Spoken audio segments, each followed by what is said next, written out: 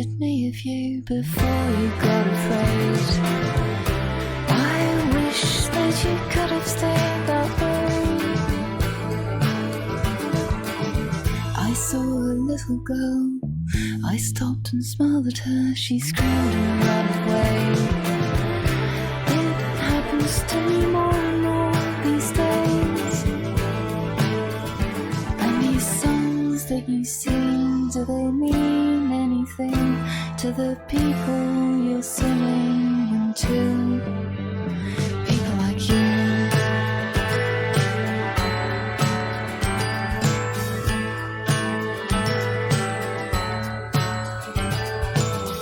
I saw a photograph, a woman in a bath of $100 bills. If the cold doesn't kill her, none will. I read a magazine that said by 17 your life is at an end. I'm dead and I'm perfectly content. And these songs that I sing, do they mean anything to the people I'm singing them to? People like you.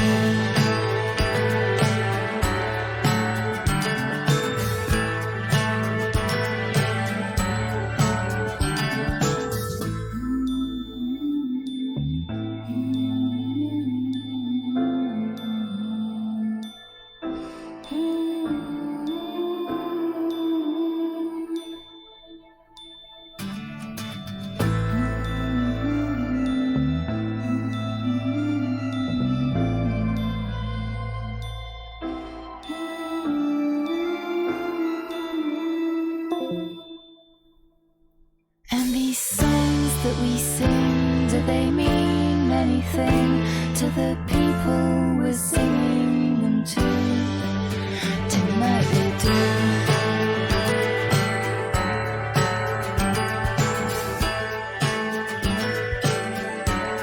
Tonight they do.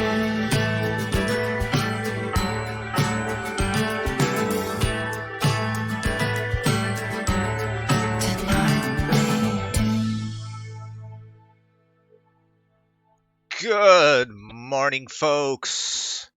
How are you all doing?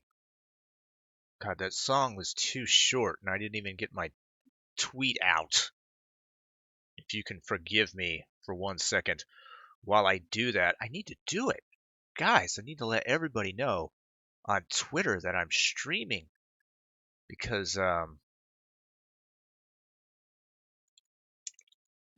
we need all those people from Twitter. Yeah, Davis, you gotta do it. Good morning, folks. That's what's going to be in my tweet. That's the most creative thing I could think of right now. Because we got to get this show on the road, guys. We only have so much time to hang around and have a little playtime before the other show happens, and then the other thing happens, and then things continue to go on in this cycle that we do every day of the week. And nothing changes, Scrattles. Nothing changes in our lives. We're just stuck in a treadmill. Dear God. Now, I woke up early. I spent way too much time cooking myself a delicious breakfast of hash browns, a nice egg, a nice nice over easy egg on top of some leftover ribs from last night. Oh my God, it was so good. I don't mean to make you guys jealous, but oh my God, I was living good today.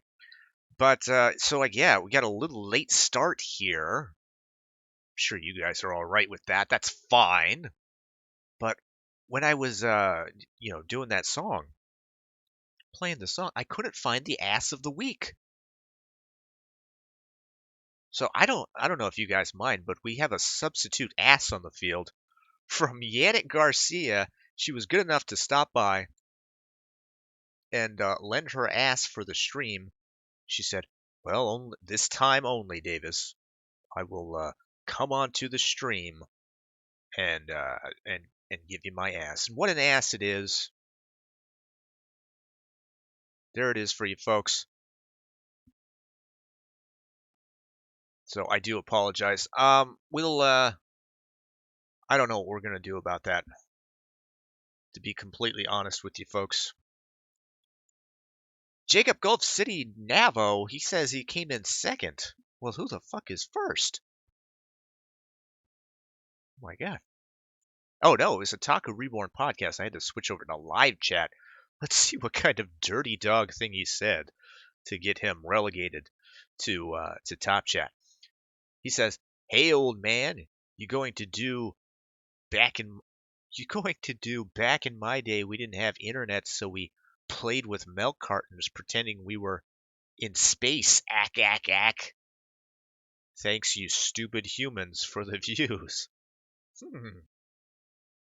That was a weird one. I'm not sure why it was censored by YouTube, but it's very odd. Now, Trucknuts came in third. He says, all doggos are waiting for this stream, responding to Jacob, whose dog is waiting for the stream, or at least was waiting.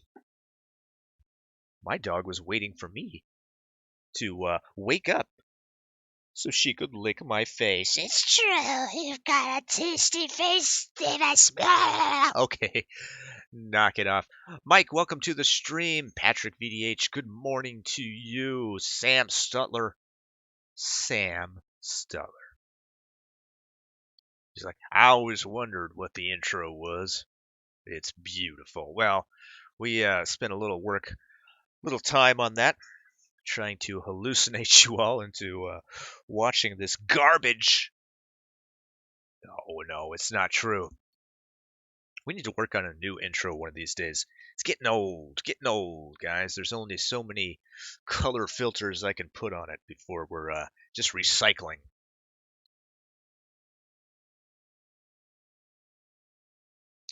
Trucknut says, song oddly hits me in the feels. I think I hate it. Oh, I'm sorry. Let me read that again. Song oddly hits me in the feels. I think I hate it. Now, that was Charlotte Gainsborough. I believe I'm pronouncing it correctly. From the album 555. I can't remember the song. I already closed iTunes, so I can't check for you. But 555 from Charlotte Gainsborough is a great album. Probably her finest album. Now, you might not know Charlotte Gainsborough, but she's a bit of an actress too. Most notably in 2 Lars von Trier films, 3 if you count Nymphomaniac 1 and Nymphomaniac Part 2. And she was also in the other one where she cuts her clit with a pair of scissors. That's Antichrist. If you could stand to watch that film, dear God, what a film. Tipsy Top, welcome to the stream. And Sisu, welcome to you as well. He says, I got a late start too. It's not a big deal. It's not a big deal. Yeah, that's right. Bobby Eaton's magnificent mullet. Wow. Welcome to you, Mexican weather girl ass. My goodness, that's so true. Isn't it so true? Trucknut says, I don't think you lost the other one at all. I think you just wanted to tongue wag your net. Did you have to think about how to represent the tongue wagging song? The tongue wagging sound. Did you have to think about it at all? Give it a little thought? Or were you spot on? You were like, this is it. This is how I represent that. Jacob says, my dog licked me awake this morning. Well, that's true. Wait, why did I say that? Well, that's true. Like I know or something. It's fine. Bobby Eaton's magnificent mullet says, Charlotte Gainsborough has some interesting photographic materials out there. Oh, I'm sure. she seems like a brave woman. So I'm sure she has all sorts of weird shit. Jacob says, "Nope, not gonna watch Antichrist." You're probably better off. It is um, it's a pretty dark piece of work. It should be said. It lets you know pretty much from the beginning that it's not going to pull any punches. I don't know if anybody can say that they like that film without being locked away, but there is some good filmmaking there. It must be said. And as much as Charlotte is a brave actress, I think we have to point out that Lars von Trier is a brave filmmaker. He gives no fucks. If he has something on his mind, he's going to try to put it out there. But yeah, I always try to watch anything that guy makes. He's a huge uh,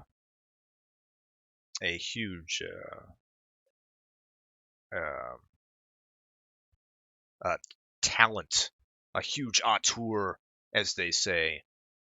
So, Jacob Gulf City says, "The War of the Realms ends tomorrow, Davis." Oh, really? I hardly knew ye, War of the Realms. I'll tell you what I was doing before the show while I was eating. I was actually in the middle of watching Comics Explained talk about the War of the Realms. I haven't exactly gotten to the point where I understand exactly what's going on, but seems interesting. I didn't know it was all Thor based, so that's pretty cool. King Rooster, welcome to the stream.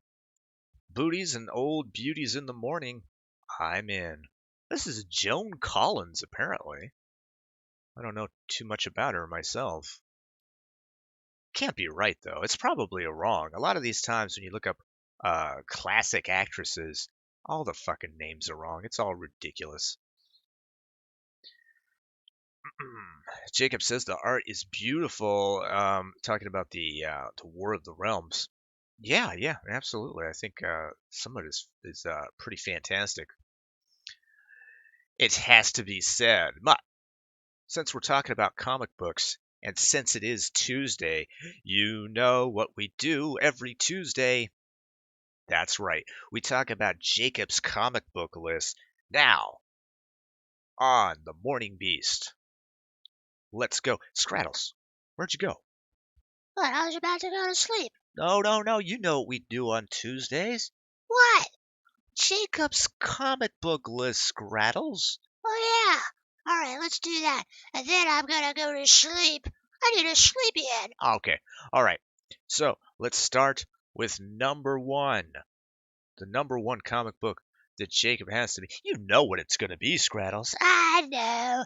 It's War of the Realms. Yep, that's right. As Jacob says, the War of the Realms are closing in, coming to a finish. So, Jacob, this one's going to be really heavy with the War of the Realms. Yeah, this one's number 6. War of the Realms. All right, number 2. What's number 2? Number 2 is The Avengers, number 20. Oh, okay. And number 3 is War of the Realms. Uncanny X-Men. They're uncanny, these X-Men. And they're in the War of the Realms as well. Number 4, War of the Realms. New Agents of Atlas. Number 5, War of the Realms Punisher, Davis. The Punisher is in the mix. If the realms are at war, someone needs to do the punishing. And who's it gonna be? The Punisher. That's right. Now, well, we accidentally gave out some misinformation, didn't we, Scrattles? Yeah, we did. I'm sorry. Yeah, the Punisher, in fact, is not actually a middle-aged mother who punishes her 2 unruly children. It's actually this war veteran who punishes criminals by killing them. So we apologize to all you comic book fans out there for getting that one wrong. That's our bad. Yeah, sorry, folks. We can't get them all right. All right. Number 6 is The Flash. You know what The Flash is about, Scrattles? Yeah, it's about this guy who has a camera with a flash that goes crazy all the time. Oh, you Scrattleberry. It's about a fast guy. Yeah, it's about a fast guy. Number 7 on Jacob's comic book list is one that's kind of near and dear to my heart. Conan the Barbarian, number 7. I used to collect Conan the Barbarian comics when I was a kid. That was the one that I did. I collected Savage Sword. Now that was a magazine. That was the magazine comic. These beautiful covers on it. Conan the Barbarian, of course, and King Conan as well. Now, King Conan only went to about 50 issues, so I had those all. But yeah, those were a lot of fun. I love Conan. I felt he was pretty well represented in the movie with Arnold Schwarzenegger. I love that film. Second one was garbage, but I don't know. That's the one everybody likes. Number 8, Scrattles. What is it? Power Rangers number 30. Blah, blah, blah. Okay, stop wagging your tongue like that. It's weird. It's not weird. It's cool. You're a weirdo. Now number 9 to close it off on Jacob's comic book list is Dial H for Hero. What's that one about, Scrattles? It's about a guy who really wants a hero sub, so he's always dialing H for a tasty sandwich. Yummy, yummy. Blah, blah, blah, blah. Okay, all right. Well, that's Jacob's comic book list. On Thursday, we'll see which is the standout comic book. I got a feeling it's going to be War of the Realms. He's going to really like the conclusion to this saga, but who knows? Maybe it'll be the Punisher when he's out there punishing people. Who knows? All right, let's get back into the chat and see what's going on over there. Jacob says Marvel loves these adjectives, Davis. Yeah, they do. They think it's the best. Chucknut says the Punisher. The Punisher is about a single mother who punishes her 2 children. Even your goddamn apologies are wrong. Oh, it's true. I'm sorry. I should have mentioned that. Adrian Blom, welcome to the stream. Hannibal O'Neill, welcome to you as well. Hannibal O'Neill says, I liked Grace Jones. Now, Grace Jones famously in Conan the Destroyer, as well as Wilt Chamberlain. Jesus Christ, that movie was fucking ridiculous. It had that fucking weird blonde girl in there. Of course, as a young man, not a young man, but as a prepubescent child, I thought she was fucking sexy as hell. But I don't know if that movie aged well. Probably not. It wasn't good at the time it came out. A little too ridiculous, in my opinion. I like the slow one. I can't recommend it enough. If you guys don't like all that fantasy bullshit, maybe you wouldn't like Conan the Barbarian. But this was directed by John Milius. John Milius, folks, who directed Red Dawn and some other things. He was a pretty remarkable guy. Now, John Goodman in The Big Lebowski, what he said is his character is basically a version of John Milius. And if you see interviews with John Milius, you'll see that it's pretty spot on. A lot of people think that he was blackballed by blackballed. I guess that word works, but blacklisted in Hollywood because of his conservative views. I think they are correct, but who knows?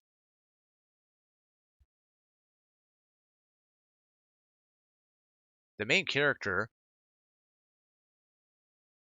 has the dial H and dial 4376 and becomes a random here. Oh, okay. Hannibal O'Neill says it's a sweet booty. It is true. Jacob says, I liked Red Dawn. I liked it too. Adrian Blob says, Davis, did you know Yannick Garcia's boyfriend dumped her to play Call of Duty 4? What a loser. I heard that mentioned. Yeah, I don't know what possesses a person to do that. I think probably it was hubris. You know what, Yanit? You have one of the most remarkable asses on God's green earth. But Call of Duty 4 is out. Gotta go play it. Dear God. I wonder if it made her cry. I wonder if she took it bad. Because sometimes girls are like that. Like they'll get overwrought with emotion when some douchebag leaves them. We know this is true. Well, whatever. It doesn't matter. Altcentra says, Morning Beast now with 80% more power. It is true. Yes, blackballed is a term. The Red Dawn remake. Yeah, it's best to forget about that. For all the talk about how it was held up, put on the shelf for a while, and then they had to do some digital trickery to change the Chinese flags to North Korean flags or whatever the fuck they had to do. The film is just not very good. It should be said. Bloodtoker, good morning to the stream. She says, good morning. Oh my God. She was singing it as she walked through the door, and everybody turned around and they looked at her like, the fuck? The fuck is your problem, Bloodtoker? She's just excited to be here.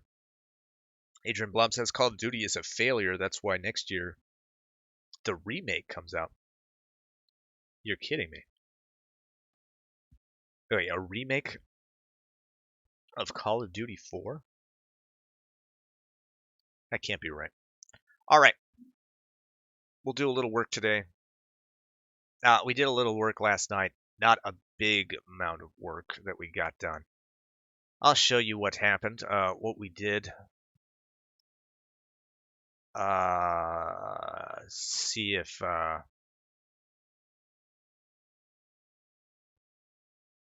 You know what? I won't even show you. I worked on the arm a bit. It looks a little better. We're going to have to fix all the clothing, but it shouldn't be that big of a deal. We'll work on the background today, and we'll try to figure things out as we go along. I don't really have a plan, so we'll just work on what needs to be worked on, and then we'll get through it. We'll just get through the stream, folks.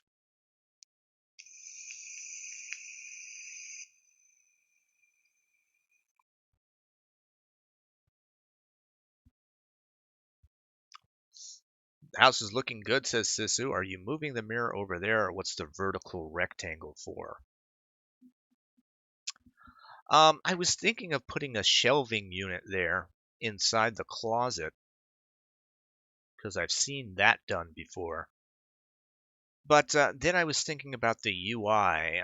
Maybe it'll be something that you can open up. Like there'll be shelves. When you click on them, it'll be like, oh, here's underwear, here's pants, here's a skirt, here's costumes, and things like that. So it'll serve some functionality over here. In fact, I might put a makeup vanity table over here. I don't know for what reason. Who knows? I just want a desk over here, somewhere where I can put a phone. Because I'll tell you what I did yesterday. Once the power went out, you guys that were watching the Kumite, maybe you saw me dip out there. Power went out, and it kept on going out. So I actually got some lo-fi work done, pulled out the old pen and paper, and sat down and tried to figure out how this whole fucking thing works. Dear God, I didn't get very far before I realized that we're going to have a lot of problems, a lot of complicated problems up ahead that are in store for us. I wanted to implement this idea of a phone because in horror movies, as it's been said many times, the first thing to go is the ability to use the phone.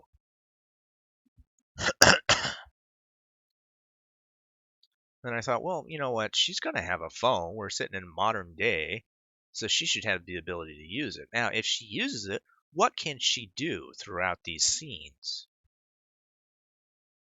Well, she could call people, she could text people, and she could even send selfies. And oh man, the fucking rabbit hole that I went down with this is just immense. The possibilities are just it got overwhelming. But yeah, there's a lot of things that are getting a little bit too overwhelming. But yeah, I had a just a creative brainstorming session that just it's just amazing. I should tell you, man, if I do half the things that I want to do with this game,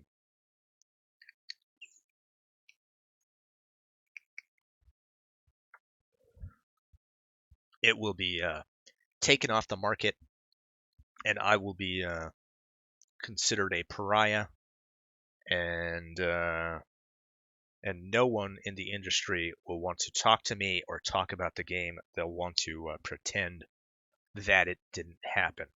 All this to say is, boy, oh boy, we are going to have some things that we need to draw in the future that are going to be interesting, folks. It's going to be very, very interesting. Bitches love shelves, says Sisu. It's true. They fill shelves with shoes. It's true. Well, at least you have some you know girls that put them in shelves. I dated a girl for a while. Her closet, the floor of her closet was just a mound of shoes. I was like, dear God, woman, how do you even find a pair? It's just a mound of shoes. I couldn't believe how many shoes she had. She was a girly girl, it must be said. She had great knockers, too. A big Cuban ass. But we'll move on. Jacob says, are you making a horror game now? Yeah, it's always been a horror game. We sort of, well, let's just be honest. I mean, we got the idea for doing the game by the idea. Now, I didn't know that there were X-rated games out there. It was only a relatively new concept for me to know that people sold adult-themed games, things with graphic content, that those were actually being sold. And I was like, huh, interesting. So there's sex in video games? They're like, yeah, all that shit. It was Dad who was telling me, Punish Dad, he was telling me all about what's available, and I was like, huh, okay, interesting. So I said, well, maybe we'll make a sex game. And then I was thinking about it, and I have this graphic novel that I'd always been thinking about doing, and I have a lot of work done already. But the story itself is pretty ABC, this happens, and this happens. It's not groundbreaking stuff by any means. I think the only saving grace in the whole story would be how it looks visually. But as a narrative, as a visual novel, the possibilities for this thing to go and branch off in different narrative paths actually start to make all the weaknesses of my original story. Actually makes them strengths, because the story itself is pretty short. But with all the different choices involved, it makes it almost too complicated for words. Just extremely, extremely complicated. So, we'll see where that goes. Dear God. Hannibal O'Neill says, give the ability to chop off fingers like Wolf Creek. Dear God. Anybody see that movie? Wolf Creek? I haven't seen that movie in a while. That was actually a quite shocking movie for me at the theater. I saw that in New York. I didn't expect to be affected by a film. And not that it's the best movie in the world, but definitely had some affecting parts to it.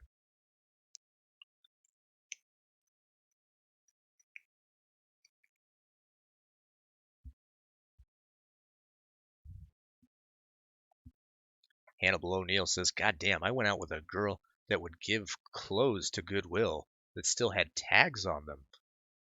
Oh, wow. Well, that's pretty good. Oh, I need a reference here. I have a closet reference picture that I won't put on screen, but put it on the other monitor.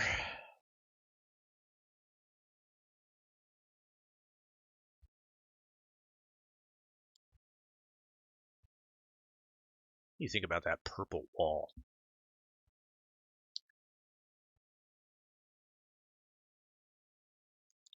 A little too girly for my taste, to be honest with you. Just put it over here somewhere so I can see everything going on. Give me 1 second to arrange everything on my monitor so I can see things that I need to see.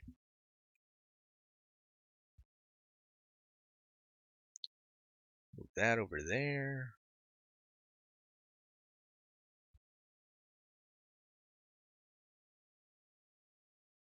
Got like 4 applications open on the other monitor. Just got to make sure we see everything. Nothing gets past us.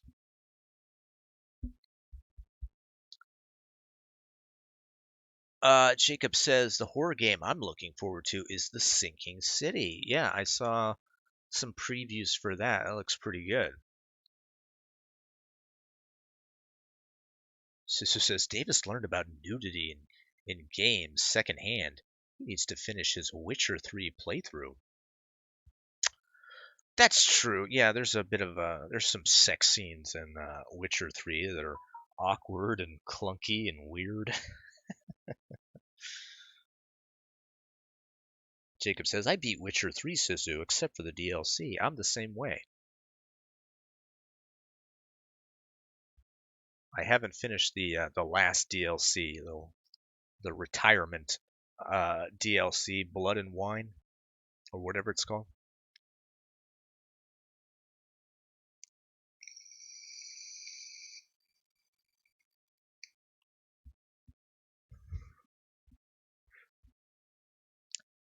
Jacob says, Davis, will there be rats in the walls?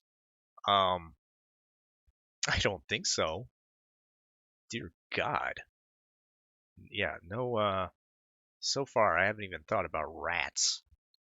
So, I'm gonna say no.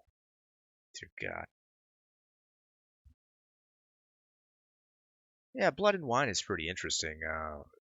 It's it's a lot funnier than the story as a whole. Man, there was a dark ending to that, wasn't there? To the Witcher story itself. Unfortunately, some of the DLC has been kind of ruined for me. There was a spoiler in there that of course I won't talk about. But yeah, I like Witcher 3 a lot. I liked Witcher 2 a lot. I was like, God damn, this is pretty fucking good.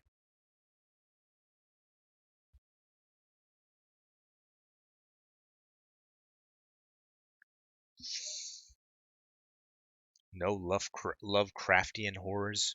No, no. In this story, it won't be very Lovecraftian. I don't know what you would who it would be closest to.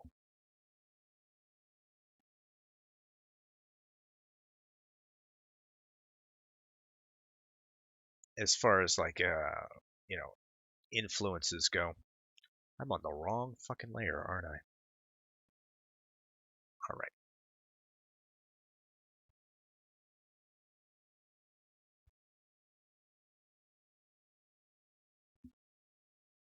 I always do that.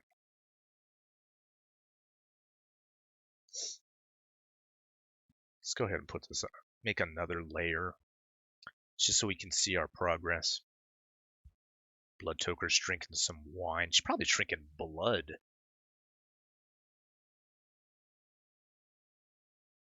As we know, Blood Toker a bit of a gore girl. God.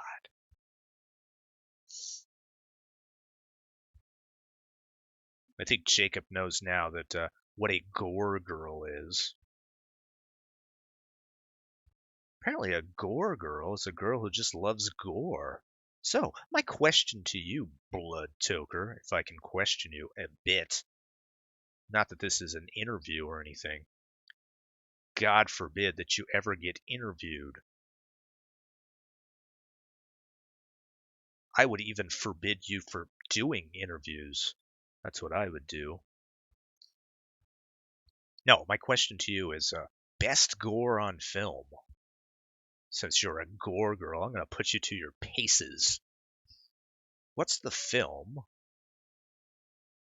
You don't have to give me one. Give me your top 3 films with gore. Blood Toker says, I'll be doing the interviews on the Ralph Retort. She still has hope, folks.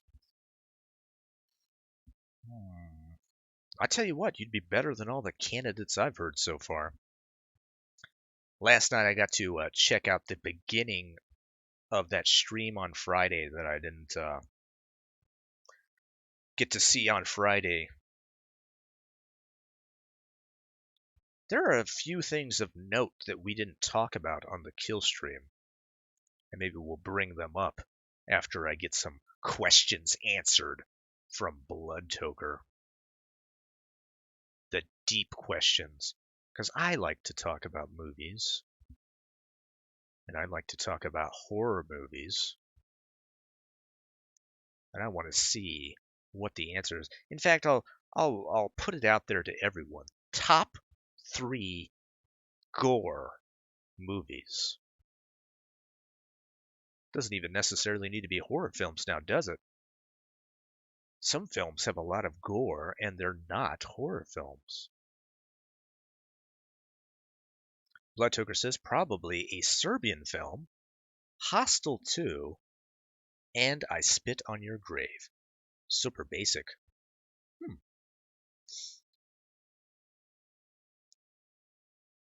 I don't even know if I would say that Serbian film has a lot of gore. It's definitely a pretty affecting piece of work. Pretty disturbing. I Spit on Your Grave. Is that a gory film? I don't know. It's been so long since I've seen that. I assume you're talking about the the 70s version, the one that Mike loves so much. He loves that film so much. He bought 2 copies of it just so he could show his friends what kind of fucking degenerate he is. I'm never gonna let him live it down.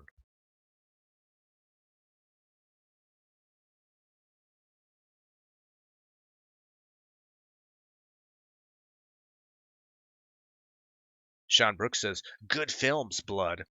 All right. Jacob says, my favorite Eli Roth film is The Man with the Iron Fist. Did he do that one? I don't think I saw that one. I had a lot of high hopes for Eli Roth, but I don't know. I think I've just written him off completely.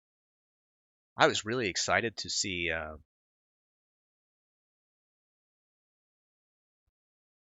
The Green Inferno, because I had that idea. I thought, you know what? They should remake Cannibal Holocaust and call it The Green Inferno. And then he did it, and I was like, huh, all right. Someone did it. Let's see if it's any good. And it's horrible. It's just like, I don't know if this was intentional. It probably was. It feels like a Lifetime movie. I don't like, there's like this scene in The Green Inferno. Don't bother watching it, folks. I'm not spoiling anything. Where, like the characters start like fucking, they have like diarrhea. And they spend way too much time just farting and shitting and all that. It's just fucking disgusting. I'm like, all right, there's a reason we don't dwell on the idea that humans defecate in movies. There's never a time in the movie, unless it's absolutely necessary, where the characters, you know, they're like, okay, hold off on this plot. I need to go use the bathroom.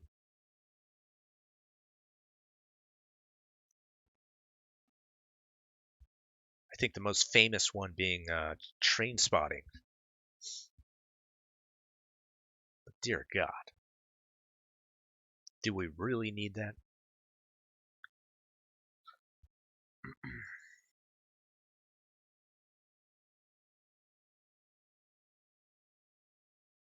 Eli Roth, the RZA, and Tarantino made The Man with the Iron Fist. Oh, yeah, I had no idea. Eli Roth says, or Eli Roth ruined Death Wish, though, says Jacob Gulf City Navo. I don't know. I think once I knew that he was involved in that, I was like, fuck it. That is not. Uh, I mean, he's such a fucking iconic character. Paul Kersey.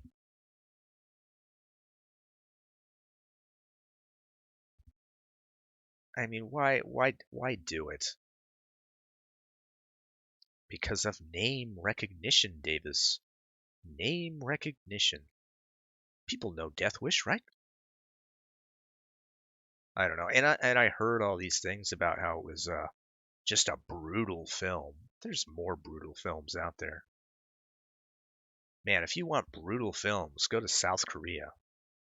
Check out some of that shit. That shit is intense.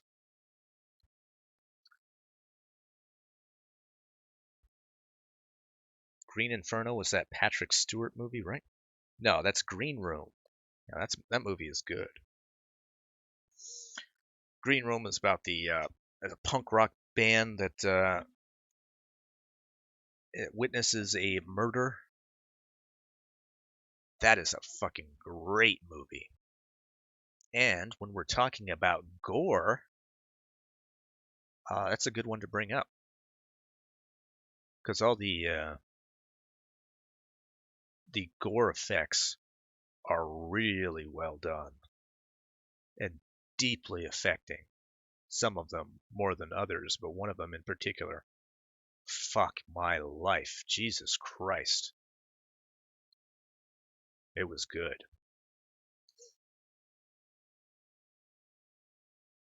Japan has some really amazing ones too. A 6-movie series called Guinea Pig. Good stuff. Actually had to prove that some of the scenes weren't real. I have The Flowers of Good and Evil. I picked it up in New York. Yeah, that not much of a movie really, but dear God, yeah, the effects in that movie are pretty remarkable. But yeah, not much of a story involved in those films. But yeah, I've only seen the first one. It's essentially a girl gets kidnapped, put on a table, and some guy chops off her limbs one by one.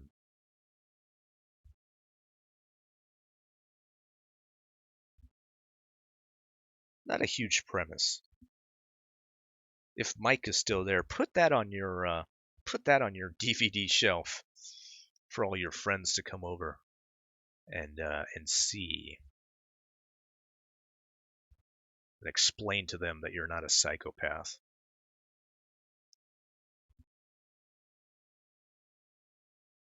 I almost felt like I had to explain why I had it, why I was even buying it.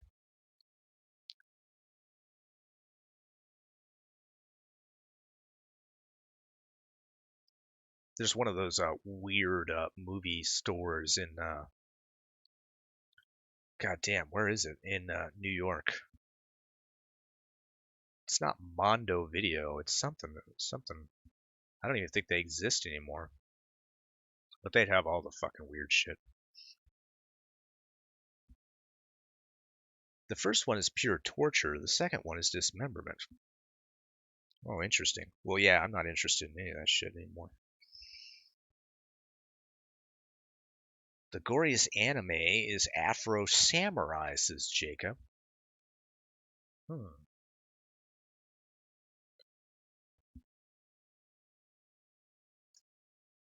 Is it any good?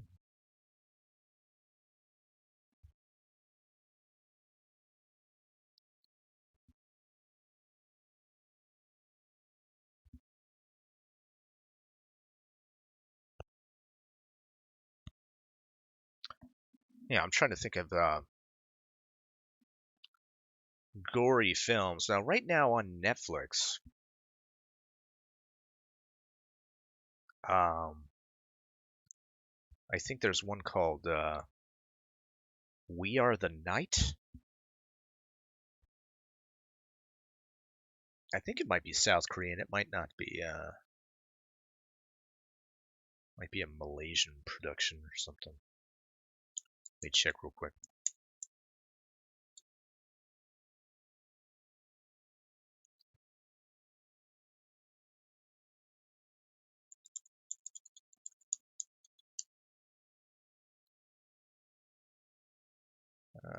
The Night Comes for Us is the one.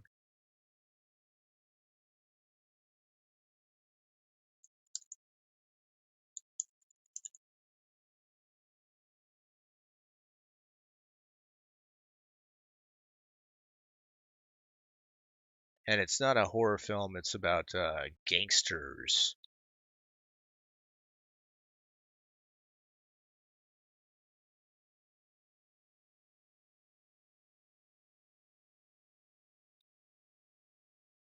Now, the director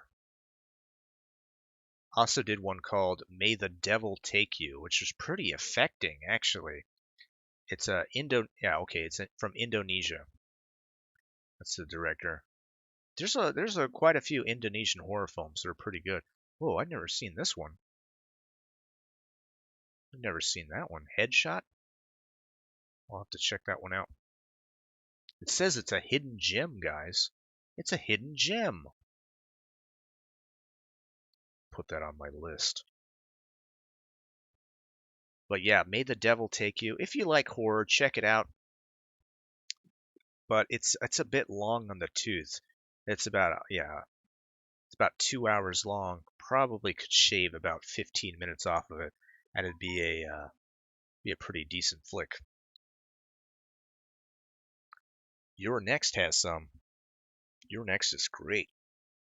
Your Next is a lean, mean film. Really, really affecting movie. Yeah, I like that movie a lot. I expected some great things from that director.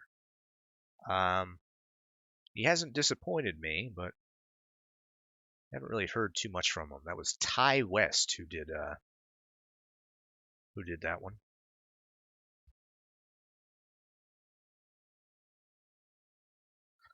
Also, there's He Never Died. Yeah, I saw that one on Netflix. I haven't watched it because I don't like what's his name.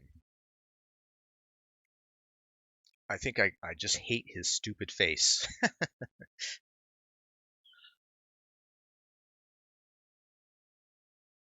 You guys get that way about any actors?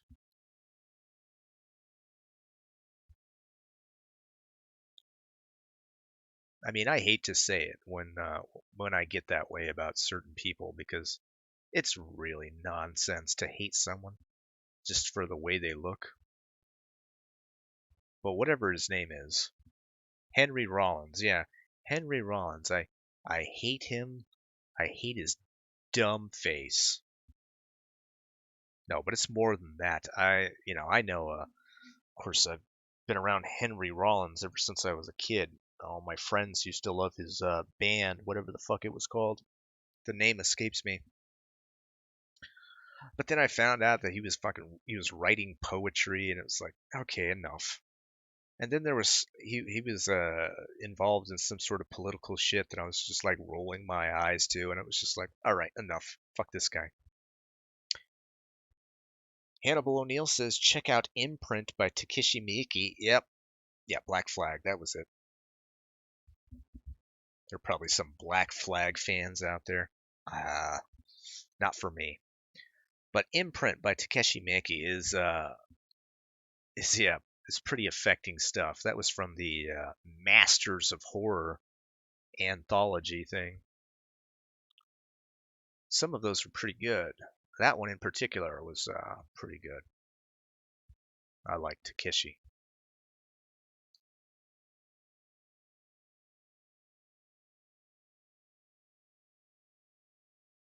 Tipsy Stop says, I can't stand Seth Rogen. Yeah, a lot of people say that. Yeah, that's one for people that they just don't like.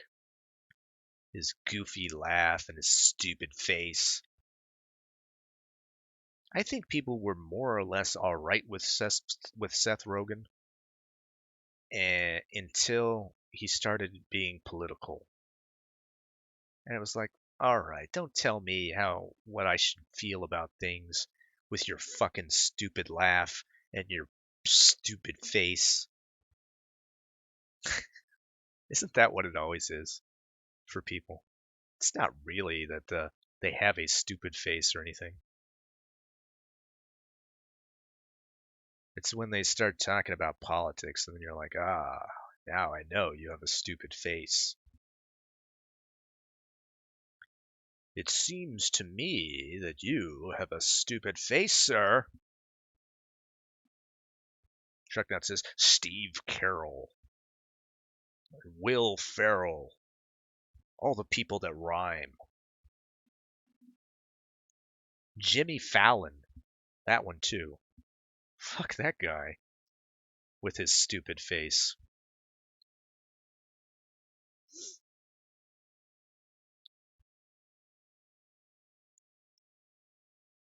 Tipsy Top says, or Emma Watson, she was only good in Harry Potter. Yeah, it seems to be true, isn't it? With her stupid face. He was good in Superbad, says Hannibal O'Neill. Oh, everybody was good in Superbad. I don't know. I liked a lot of Seth Rogen films. Maybe it's an unpopular opinion, but I like Freaks and Geeks. I think that was a great television.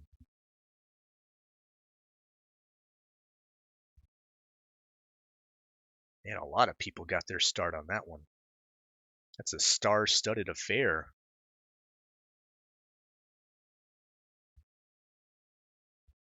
I'd recommend it to you guys if you haven't seen it. It's only got one season, and then it was canceled unceremoniously. But yeah, Freaks and Geeks is pretty good. Has a young Linda Cardellini in it. Well, everybody's in it.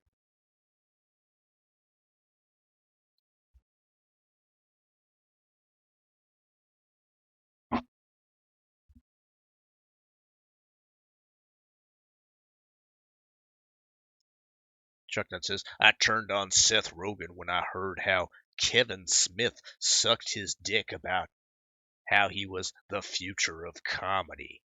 Kevin, too. Fuck everyone. Oh my God.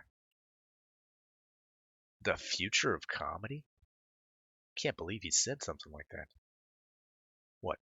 Seth Rogen, the future of comedy? How can fucking Seth Rogen be the future of comedy? Guy's not even a stand-up. The fuck is he doing that made him the future of comedy?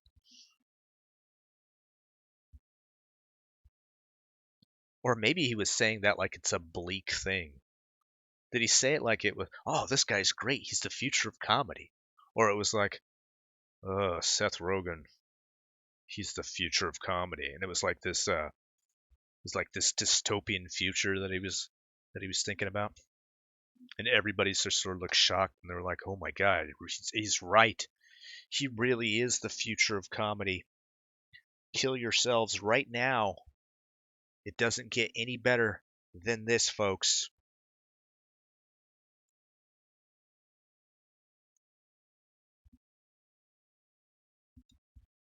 Ugh. Ryan Harlan, good morning and welcome to the stream.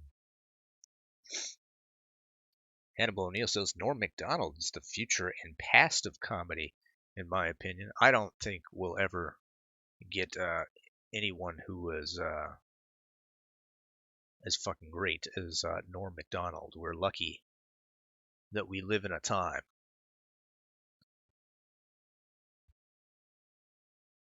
where we get anything from Norm Macdonald. I think he's the best. Truckdown says Kevin was just jealous of Rogan's box office success. He thought Zack and Miri was going to be his 40-year-old virgin. Except that fucking what's his name, Kevin Smith, is a shit writer. No, that's probably unfair. But he's certainly not as talented as what's his name.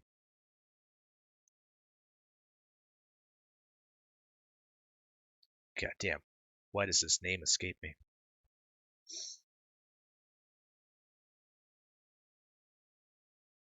Anyway. Yeah, the director of 40-year-old virgin and all those films.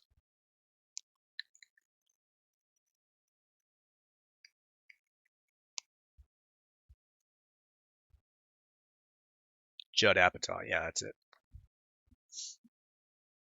Yeah, I liked a lot of those films. I think what he does that a lot of people don't, or at least he did do this, I'm not sure if it can be said to be true now, but you'll tell me if I'm wrong, folks. I think his films have heart. Now, what do I mean by that? Some films have heart, but it's manufactured garbage. There's a sentimentality and a heart to Apatow films that feels sincere. His characters actually feel real. There's real arcs to their characters. They actually get better as people. It feels like you know these people, that they're, they start off as losers and they sort of start recognizing their flaws and they actually get better as people. There's a lot to be said about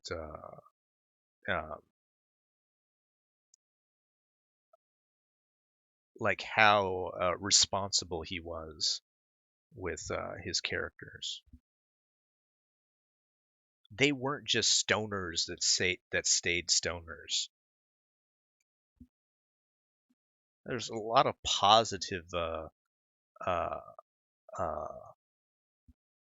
messages in those films about not giving up, and especially like 40-Year-Old Virgin was was really great about that. And Knocked Up, there's a lot of heart to that.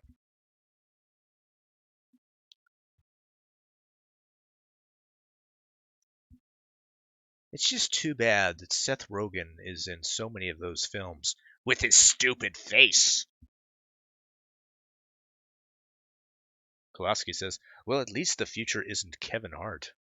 Who are the great new stand-ups? Who is the future of comedy? Can comedy even exist anymore? Fucking Davis. Can comedy even exist? I don't know. People are fucking crazy, I'll tell you that much.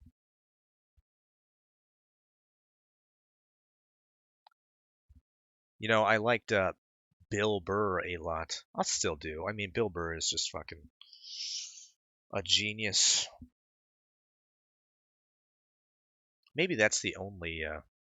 Now I don't know if he can be considered a new comedian, but I think he's a good craftsman. He's a great storyteller, but to call him a new anything probably is a bit disingenuous.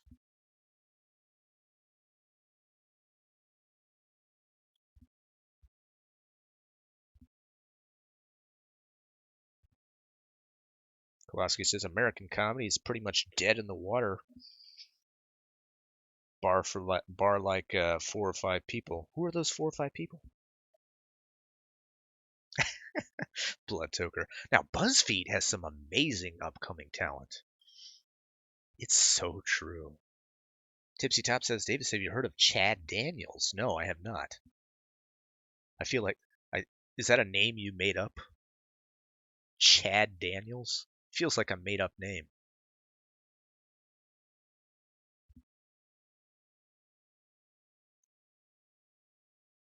Chuck says, that's kind of deep. Is there a space for someone whose job is it to make people laugh when a large portion of the population doesn't want to laugh?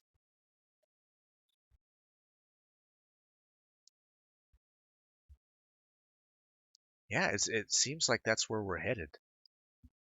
Like Bill Burr talks about it. He's like the note takers, the people that sit in the office looking, or sit in the audience looking to be offended just with their notepads. Oh, you said that about gay people. There are people that are like that. They're just fucking joyless fucking people. Man, I've been around them. They're the fucking worst, man. Ugh. But it must be said, that's not everyone. Why do we always kowtow to all these to these sensitive fucking assholes? The world is not made of those people. The majority of people love to laugh, and they're fine with getting made fun of. They're fine with things that are a little dark, a little edgy. They're like, if it's not their bag, they're fine. They're like, oh, okay, that's fine. They can just move on. But it's these fucking, as Bill Burr says, these podcasters, these bloggers, these social justice warriors that gotta speak with the microphone about how everybody should be offended. Why does anybody listen to them? They're fucking horrible.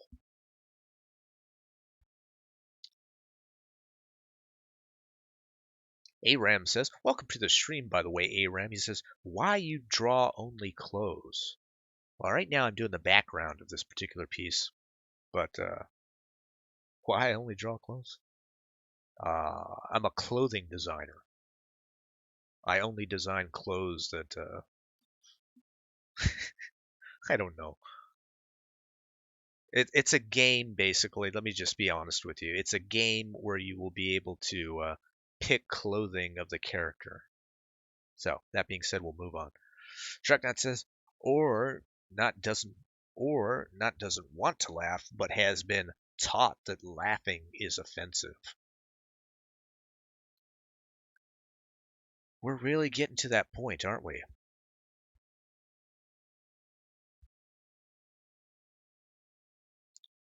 Because people are listening to those people. People are it once it creeps into the schools, right?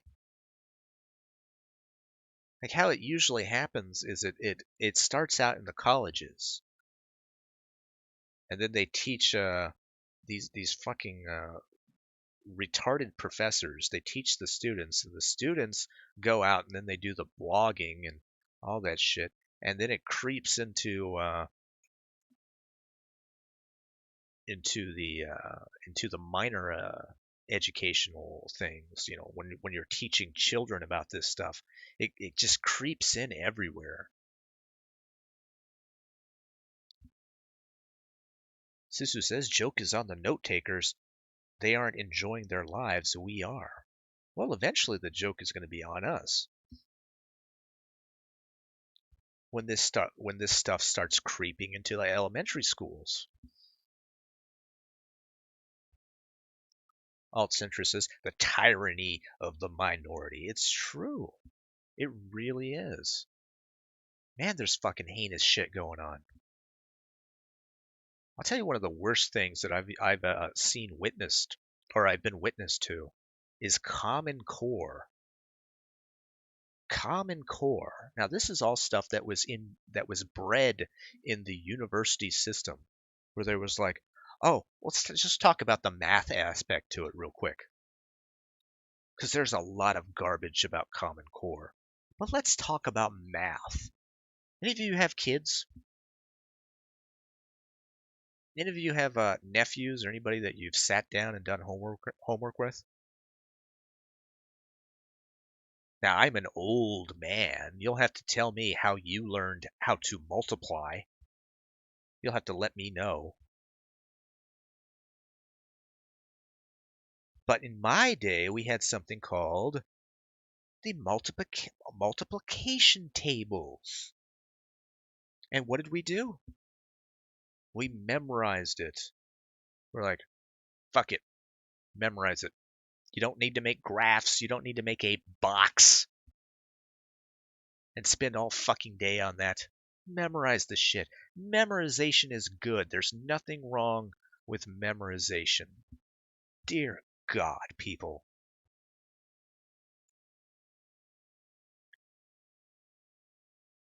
Why? Why change it? Why is there something wrong with memorization?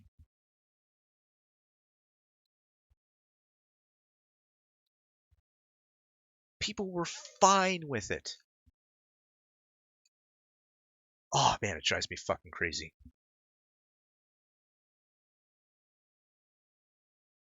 Klosky says this is why Scottish comedian Frankie Boyle, in my opinion, is the best comedian ever. He was so ridiculously offensive he got kicked off the BBC, but he isn't just offensive, he is funny about it. I'm trying to think if I know who Frankie Boyle is. Sounds familiar. Hannibal O'Neill says, my girlfriend's 8-year-old daughter asked if I was racist because I said I only wear white sneakers. Oh my God. Dear God. Tipsy Top says, Common Core sucks shit. Kolofsky says, Hannibal, just punch the kid. Oh my God.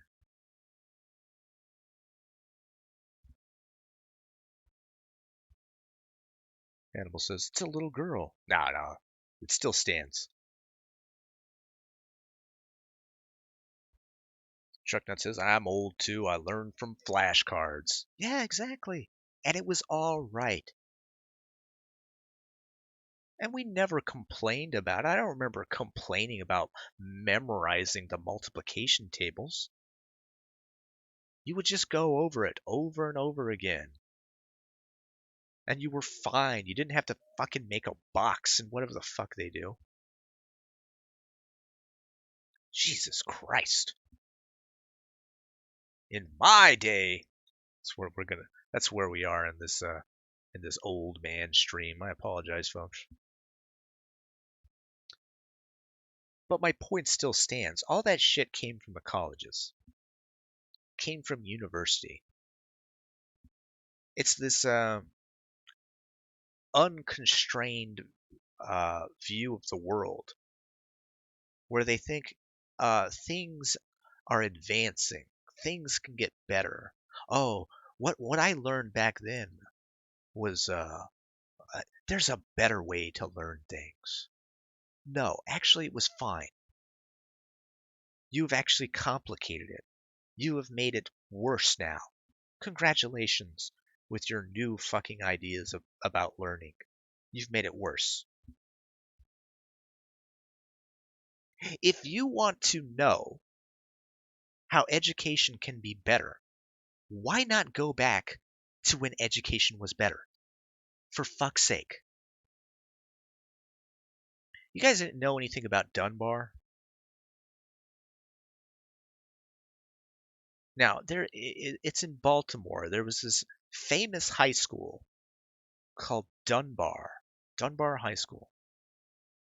I guess this was in the 60s, 50s, and 60s. Famous black high school in the inner city called Dunbar. And everybody who was anybody who was black and became a leader, it was like they came out of Dunbar. They always spoke about Dunbar being like this just fucking shining example of education. So many fucking smart people came out of there. And what destroyed Dunbar? It was this idea that education had to be the same thing across the board. They destroyed everything about that high school that made it unique, and they turned it into this whole this this whole idea. Remember the whole no child left behind thing? We're going to dumb down education for everyone because we don't want any child left behind. Oh, get fucked. But nobody even wanted to learn any lessons about what made Dunbar so great. And anybody who talked about it, it's like nobody even wanted to hear it. Now, Thomas Sowell, famously, he made lots of essays. He couldn't talk enough about what was so great about Dunbar. But would anybody listen? Did anybody fucking care? Oh, this shit drives me fucking crazy when I think about it. And what do you have now? What do they always talk about? The education system in the inner cities. They had a model. They had a model for improvement. And when anybody was talking about it, no one wanted to listen. So now we come up with Common Core. Jesus fucking Christ. Here's a great book if you want to dive deep in this subject. Because this shit just makes me upset. I'm probably not even making any sense. I'm going to be one of those people that are just rambling like a fucking maniac. Because every time I even think about it, I get upset.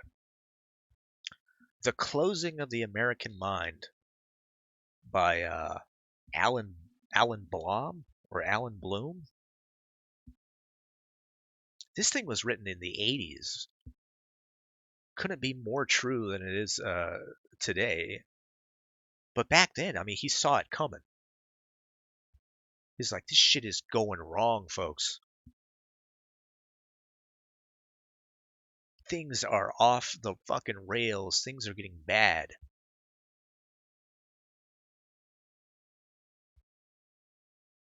Anyway.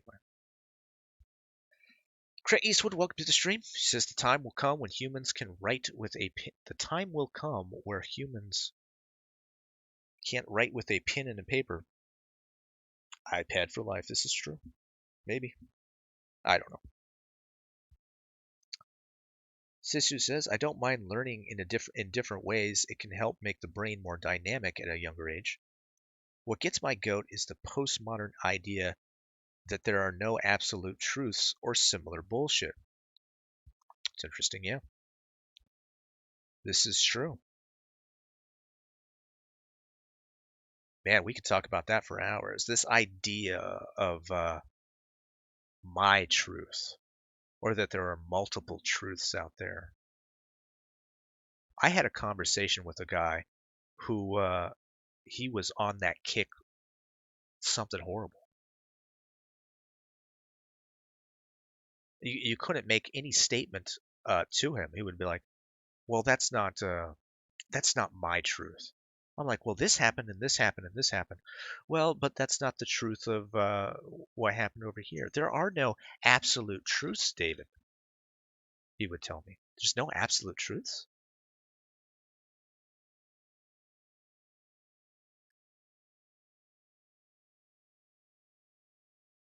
I'm sitting in front of this guy. I'm like, "Well, okay. Well, what about this?" I'm looking at the bar. I'm like, "That woman over there, she has a green dress on. She's walking over there. She's talking to her friend right now. He has a brown sweater on. This is an absolute truth, isn't it?" He said to me, "Well, it's a truth right now, but in a week from now, will it be true?" Oh, Jesus Christ! And guess what he was doing at the time we were having a conversation? He was in grad school learning about critical thinking. You know what critical thinking is? Dear God. Yeah, it's all that shit about truth and oh dear God. Klofsky says if the kid's a retard, fuck him. It isn't worth teaching them. Some children have to be left behind. That's the harsh truth of it all. Sister says it's harsh but true, Kolosky. Plenty of remedial tasks the mentally invalid can do to still help society function. It's true. It's true. And you can still find happiness. If you don't have the mental capacity to like finish high school or anything like that, it's fine. If you don't have the mental capacity to go to college or anything like that, it's fine. God, people talk about IQ like you cannot attain happiness with a low IQ. Some of the happiest people in the world are just fine with doing their menial tasks and going about their day-to-day life. God damn, wouldn't you love to be one of those people?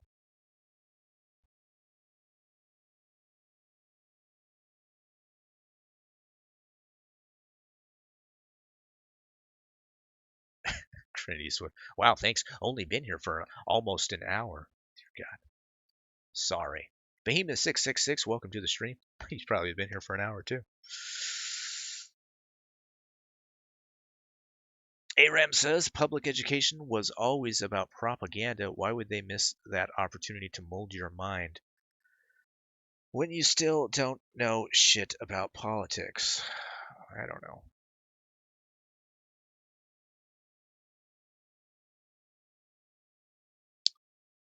Tipsy Top says they kept saying about her truth during the Kavanaugh shit. Oh man, isn't that a big fucking red flag? That makes my skin crawl when I hear that shit. I have to speak my truth. What? Oh man, I meant to get this fucking clip up. Have you seen that clip of that fucking crazy bitch on Anderson Cooper? I don't know. Is this woman, and I guess she's claiming that Trump raped her? She's going to speak her truth about it. If somebody can find that clip, we'll watch it on here. I can't look it up right now, but It's another one of these fucking crazy people. They're like, they have to speak their truth, and it's all mired in double speak. You don't know what the fuck is going on. God, we'll have to watch it because it's goddamn insane.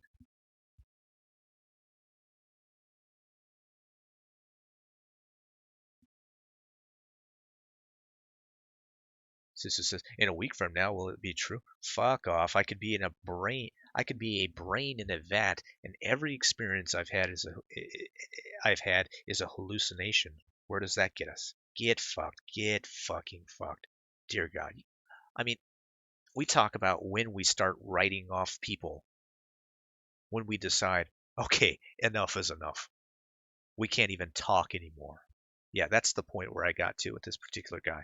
It's just like, man, what happened with you? We can't even talk.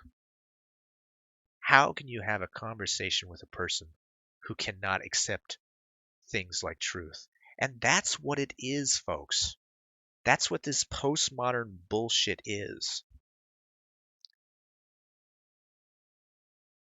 If you can eat away at truth, like basic truth, and you can make people second guess things in front of their eyes, you can feed them anything. Oh, don't believe that what's actually happening in front of you. That's just well, that's that's not the truth. There is no truth.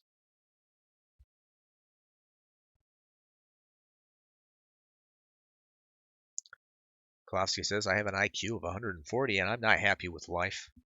I know a lot of happier retards.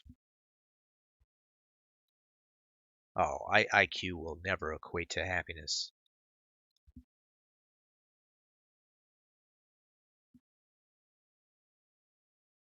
Sister says that crazy bitch should be given a nice padded room and a jacket that makes her hug herself. Yeah, she's a fucking lunatic. And they put her on CNN. Fucking amazing.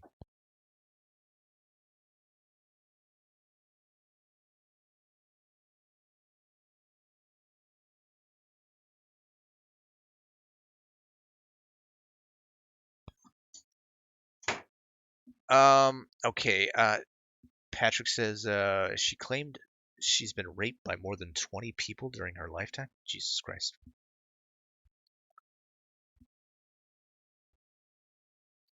Behemoth 666 says Audie Murphy didn't even finish elementary school. Look what he did.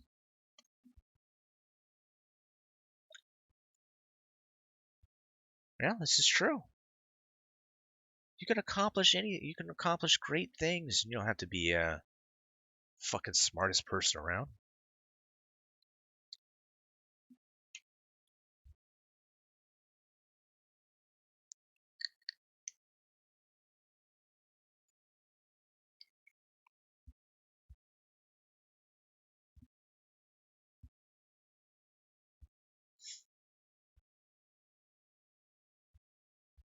Education should be more technical. No one gives a shit what their mechanic thinks the meaning of life is. One of the things that Adrian Bloom, no, I'm sorry, what's his name? Alan Bloom with the closing of the American mind. One of the propositions is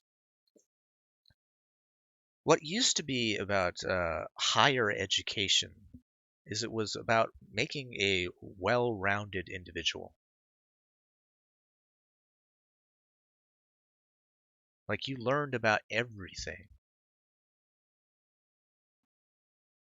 You became a man of the world, right? What we have now is it's sort of just closeted. We have these specifics that people get into. Like you can major in gender studies. Where does that get you in life?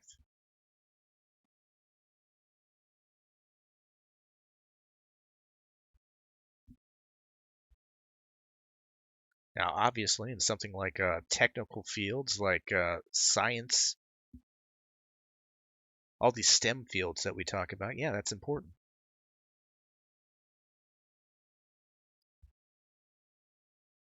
But these other weird ass fucking fields that you just zero into things, is that doing us any good?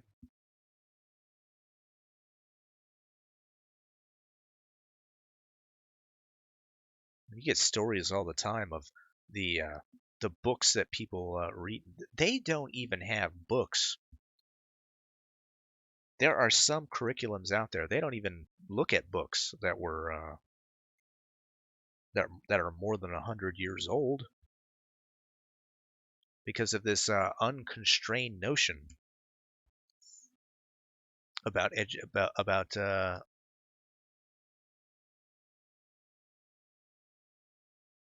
about what has value. 1, 2, 3. Sorry, I had to make sure that I wasn't muted. Don't want to make that mistake.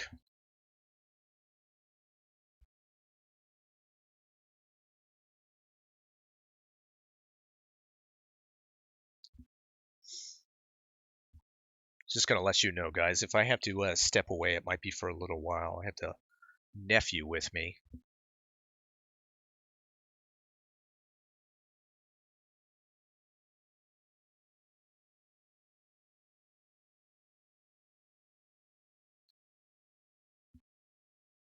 Apparently,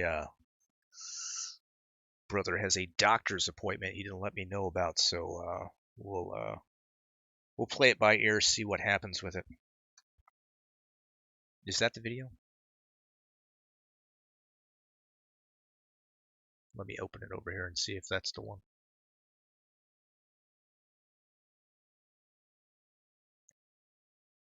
This one's about 7 minutes long. Dear God. Maybe we can watch it.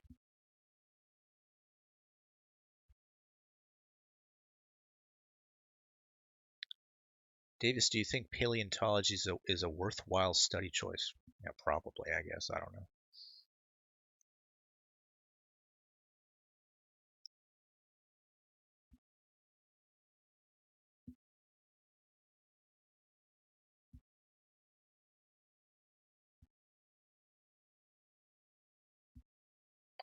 Behemoth 666 says, of all things that need to be studied, the Declaration of Independence and the Constitution, founders' words on it. That guy that I was talking to, who was talking about all that postmodern bullshit, he didn't even know that we lived in a republic.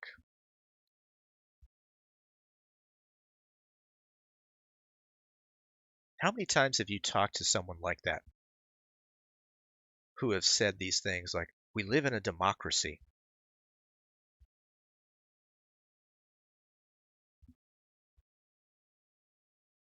When you can go through all, he's in grad school. He was in grad school at the time. When you can have all that fucking education and still not know that the place that you live in is a democratic republic, dear God. And there are so many fucking people like that. Just fucking retards. You guys want to watch this video? This is Jean Carroll, Jean Carroll, recounting her alleged encounter with Donald Trump. We'll watch a bit of it, see how much we can stand.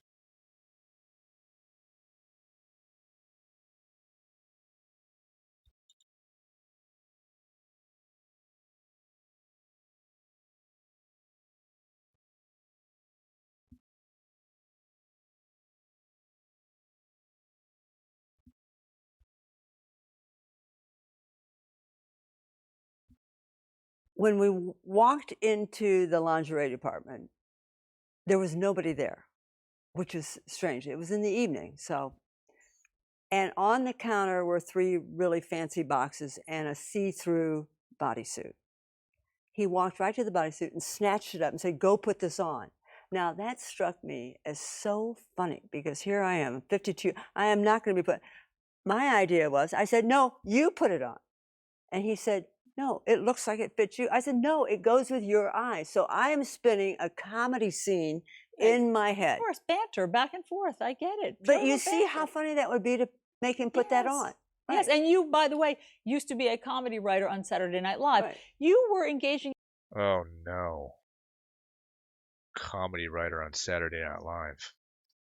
This is not starting out well, folks. All right, I have no idea what's going on. She's recounting some story. We'll continue. in this banter, as I think many of us would, because Yes. you didn't know what violence was No, I about had- to unfold, and you could never have known that. How And would I know that? of course, and Although I so, thought I was pretty stupid. well, I mean, I understand that afterwards, in retrospect, you blame yourself. Many women in this situation do. However, you go into the dressing room, you think that he's going to hold it up against him, Yeah. and then it gets violent. Well, the minute he went like this, I preceded him into the dressing room.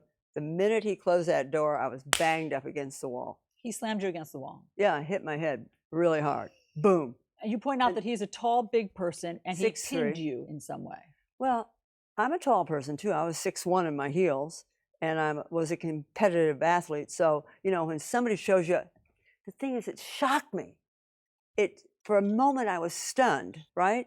And then he tried to kiss me, which was, it was so hard. But so my reaction was to laugh, to knock off the erotic whatever he had going on. Because the man, when you laugh at him, he's like, ugh, no, you know, he just went at it. He just went at it, folks. She was 52 at the time. Let's real quick. I don't know who this bitch is. Let's see if we can find a young picture of Jean Carroll back in her prime and see what it was that made Trump wag his tongue so much. Let's see if we can get this. Vakala, by the way, welcome to the stream. Yeah, Scraddles is really stepping up with the producing. How easy is this going to be to find a young Jean Carroll?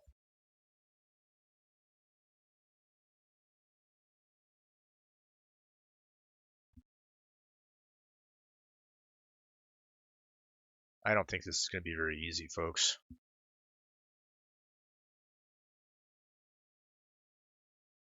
Fucking Google Images are just, is this her? Probably not.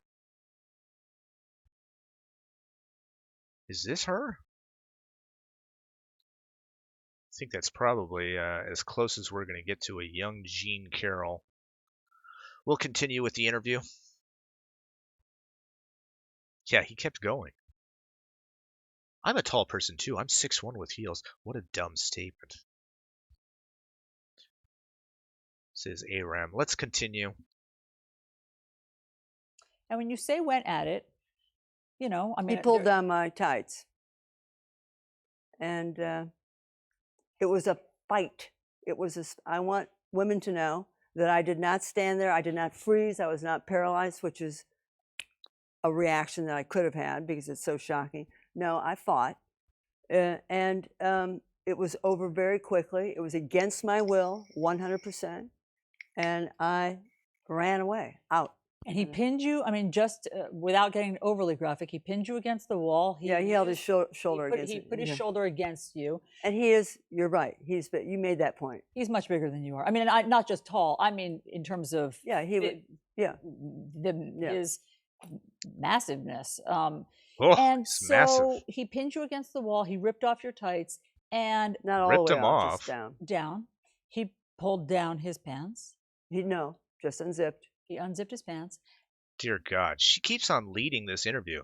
Oh, he ripped off your tights, and then he pulled out his throbbing cock.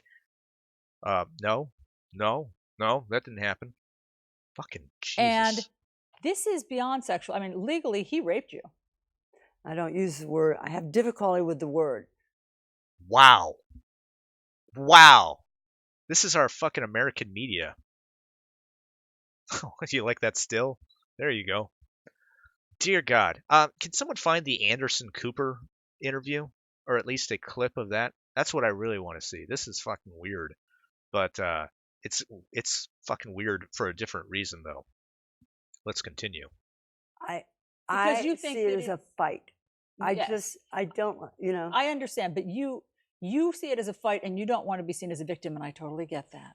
don't want to be seen as a victim because I quickly over Hey, you don't want to be seen as a victim. I get that, but really, you were savagely raped when he tore off your tights and started rubbing his massive pee-pee all over you. went past it.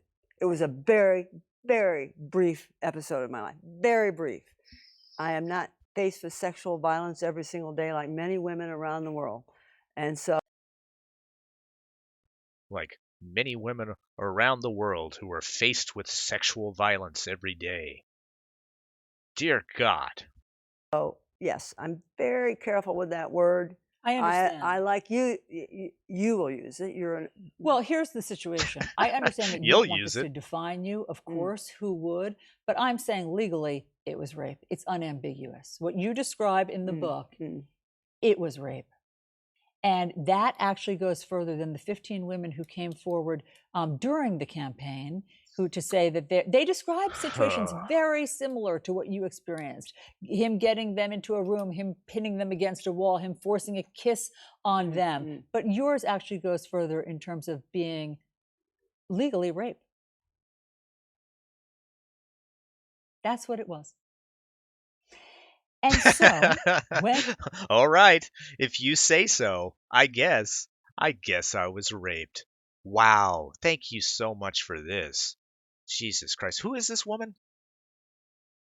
You heard Donald Trump in the infamous Access Hollywood tape sort of foreshadow this, or at least explain himself to Billy Bush. Let me just remind people of how he described encounters like this. Listen to this. I better use some Tic Tacs just in case I start kissing her. You know, I'm automatically attracted to beautiful. I just start kissing them. It's like a magnet. You just kiss. I don't even wait. And when you're a star, they let you do it. You can do anything. Whatever you want. Grab them by the pussy. Do anything. What did you think when you heard that? It knocked me back. Oh, again? I felt relief. And oh my God, she was actually raped by that statement. The statement, just the statement when he said it, knocked her back. She actually had to suffer the trauma again by hearing those words. She was knocked back where she was, and then her tights were ripped off, and the statement showed its throbbing penis.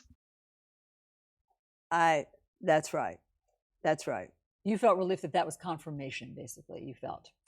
So as you know, since... Just tell her what she's thinking. Why don't you just fucking tell her? Why even have her on? Just she doesn't even have to speak. You just tell her what's going on. I think that would be appropriate. Since you came forward, the president has denied all of this. Let me read to you his statement. He says on Friday, I've never met this person in my life. She's trying to sell a new book. That should indicate her motivation. It should be sold in the fiction section. No pictures, no surveillance, no video, no reports, no sales attendants around. I would like to thank Bergdorf Goodman for confirming they have no video footage of any such incident because it never happened. Your response? Well, hold off. Let me tell you what your response should be. That you were sexually assaulted. Actually, you were raped. You were raped in this department store. That is your response. What is the title of this book? What do we need men for? Does it say Donald Trump attacked me? I never mentioned. Oh dear God. Oh dear God. Donald Trump. In the description of the book on Amazon, you don't see it. It was not about selling a book about Donald Trump. By the way, male authors never get this question.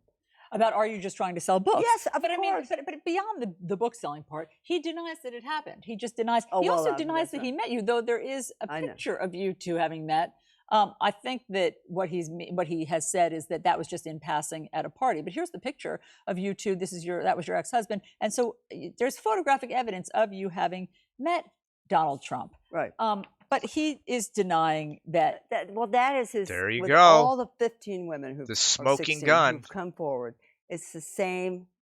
He denies it. He turns it around. He attacks and he threatens.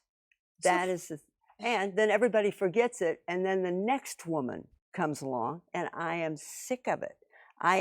Allison, I am sick of it. Think how many women have come forward. Nothing happens. The only thing we can do is sit with you and tell our stories so that we empower other women to come forward and tell their stories, because we have to change this culture of sexual violence. You know, I was also in the same building as Donald Trump once. True story. Not sure if I was raped, though. We'll figure it out. Is this the one with Anderson Cooper? Yeah, this is the one with Anderson Cooper. We're probably going to get copyright stricken over this, but let's continue. This is a good one. Trucknut says, I was raped, by the way. Men never get that question. If they're trying to sell books, what the fuck is this? Jesus Christ.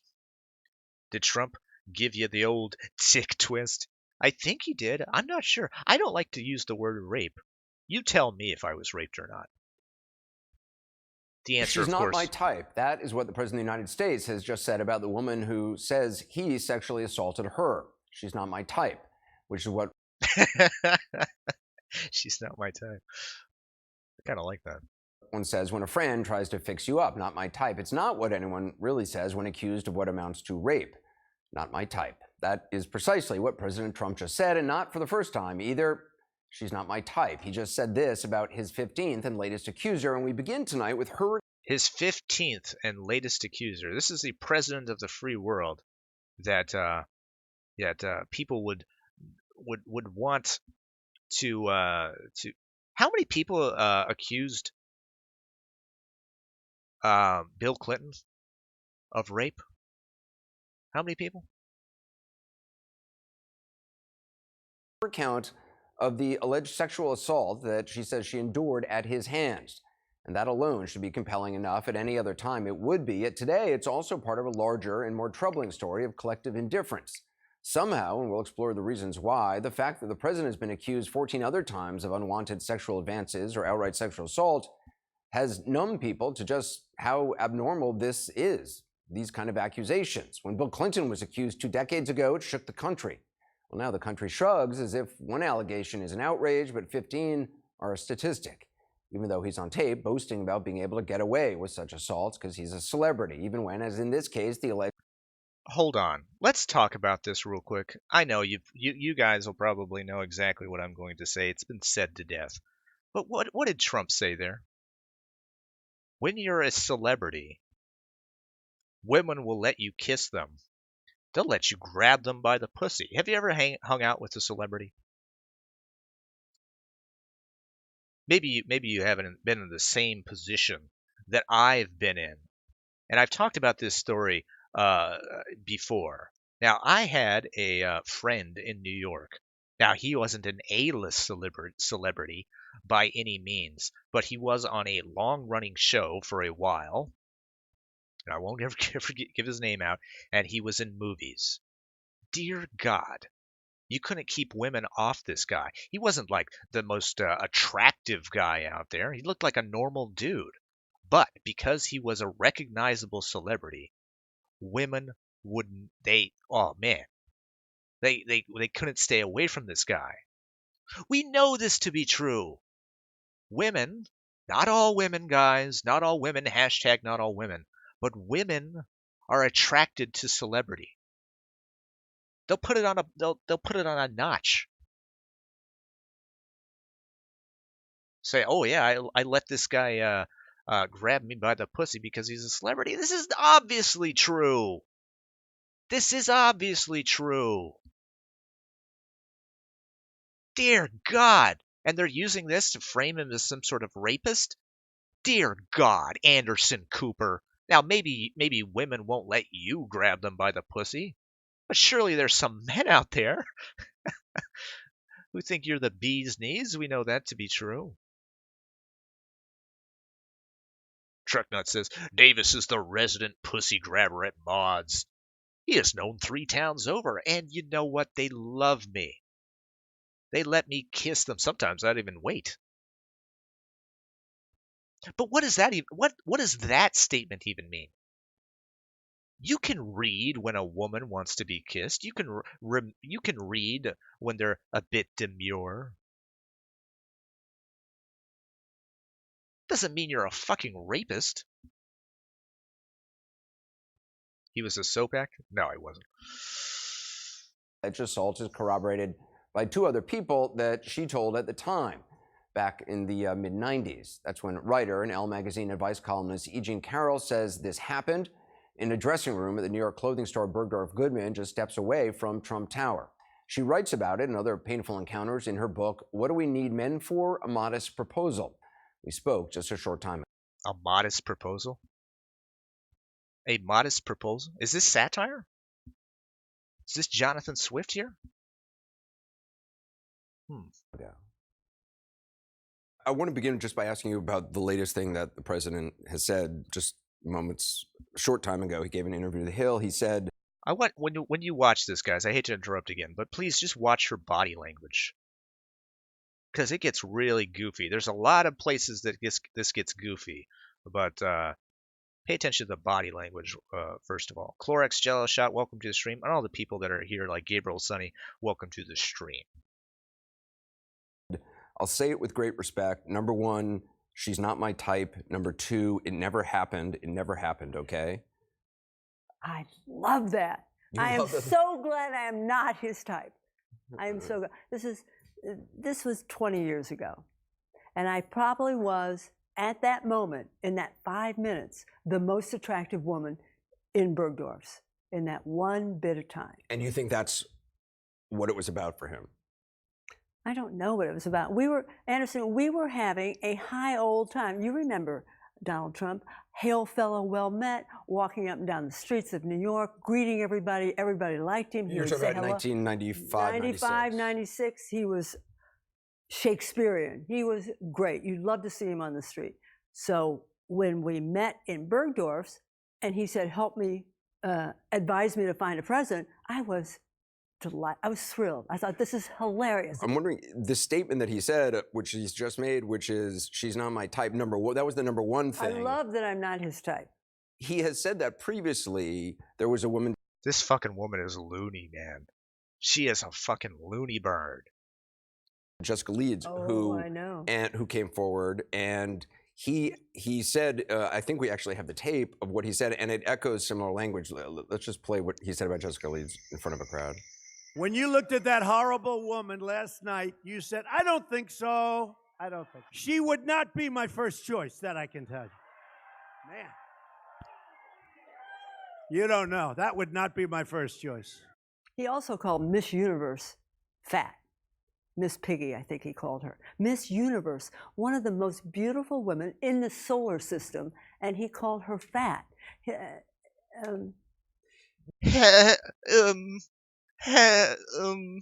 Was she Woody Allen?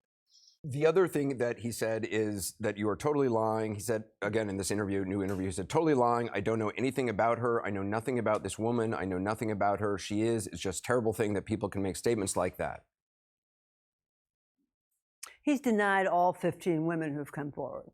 He denies, he turns it around, he threatens, and he attacks. Let's talk about what you say happened, because obviously the details of it all matter. And this is, I should point out, just part of, this is one person you talk about in your book. This is not a book about Donald Trump. There's not Donald Trump on the cover. This is about your life. And we don't even mention his name. I mentioned his name once in the book. Once. So you say you were in Bergdorf Goodman. I was coming out of Bergdorf's. Which was a store I've heard you liked a lot. It's a posh and cozy. Your whole face lights up when you talk about Bergdorf Goodman, by the way. I was just there today. Okay. I just loved it. So I was coming out, And he was coming in, he was standing out, and he put his hand like this. So I did not go through the revolving door. He came in, he said, hey, you're that advice lady. And I said, hey, you're that real estate tycoon. He said, come advise me. I want to buy a present. I said, oh, for who? He said, for a girl. So I was enchanted. It was such a great moment. So how about the handbags? Oh, no, he doesn't want a handbag. Well, how about a hat? So he strolls to that. And had you met him prior to that? Just once, briefly. There's a picture. Real quick, let's look up Alicia Mercado. This is the girl that Trump said was Miss Piggy. She's got some weight, guys. She's not at all an unattractive woman. But I think there was a reason that he said that she was Miss Piggy. Got a little weight to her. All right, let's go back to the interview. Sure. That's where the photo of with my ex-husband and he with his ex-wife.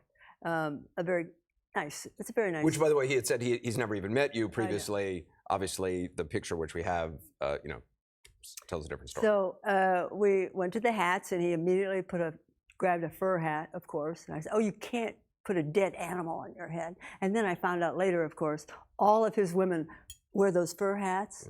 Ivanka. You've seen pictures? They all wear. Okay, so this is good color for the report. All of his women wear dead animals on their head. It's good detail. He asked. I said, "How old is the young lady?" And he said, "How old are you?" And I said, 52. And he said, "You're so old." He said that? Of course. He said, "You're so old." And shortly after that, he said, "I know, lingerie." Or he could have said underwear. And so we went up the escalator. We went to the lingerie department. It was empty. There was nobody there. There was nobody on the whole floor, frankly. I think you go through bathing suits and cruisewear, and the store was not populated at the time. Nobody was there on the counter. That's going to sound strange to people that nobody was in the... Because Bergdorf's is the greatest store on the earth. They take care of whatever you want, they're there. If you're... That's true. If you're looking to rape a 52-year-old woman, Bergdorf is the place you go. That's what I've heard. Thirsty, they'll bring you water, they'll get you whatever, they'll call all over the country to get whatever you want. It was a moment in time, nobody was there. Plus, a dressing room door was open, which is very unusual because usually they're locked, and the attendant comes and locks it, escorts you in, etc. Okay, so on the so he said lingerie because he said he wanted you to help him pick out some lingerie. Well, it can't, because he was not having it with the hats. Okay. The hats were, okay. So then we went up. He was going to get some lingerie. And I am just like, oh, well, I can dine out forever on this story. We're going to go get lingerie. You say you go up to the lingerie department and no one is around. And there are 2 or 3 boxes on the counter. Nobody's around. This place is dead. The lingerie department is a ghost town. Nobody's there, guys. There's like a bat flying around. That was the only witness to this horrible exchange. Setting the scene for you folks. Here we go. Fancy, remember the old-fashioned lingerie boxes, and a filmy see-through bodysuit in lilac gray. And he snatches it up and he says, "Go try this on." I said, "You try it on." He said, "No, it looks like it fits you." I said, "It goes with your eyes." He said, "No, go put this on." And Anderson. So at this point, you're saying it's a friendly joshing. I used to be a writer at Saturday Night Live. I see an entire sketch of making Donald Trump put this filmy thing over his pants. That is. What a great sketch that would be. Donald Trump wearing lingerie. To be fair, it's not the worst thing I ever seen on Saturday Night Live, but we'll continue. That's what I'm thinking. I am not thinking, I think it's.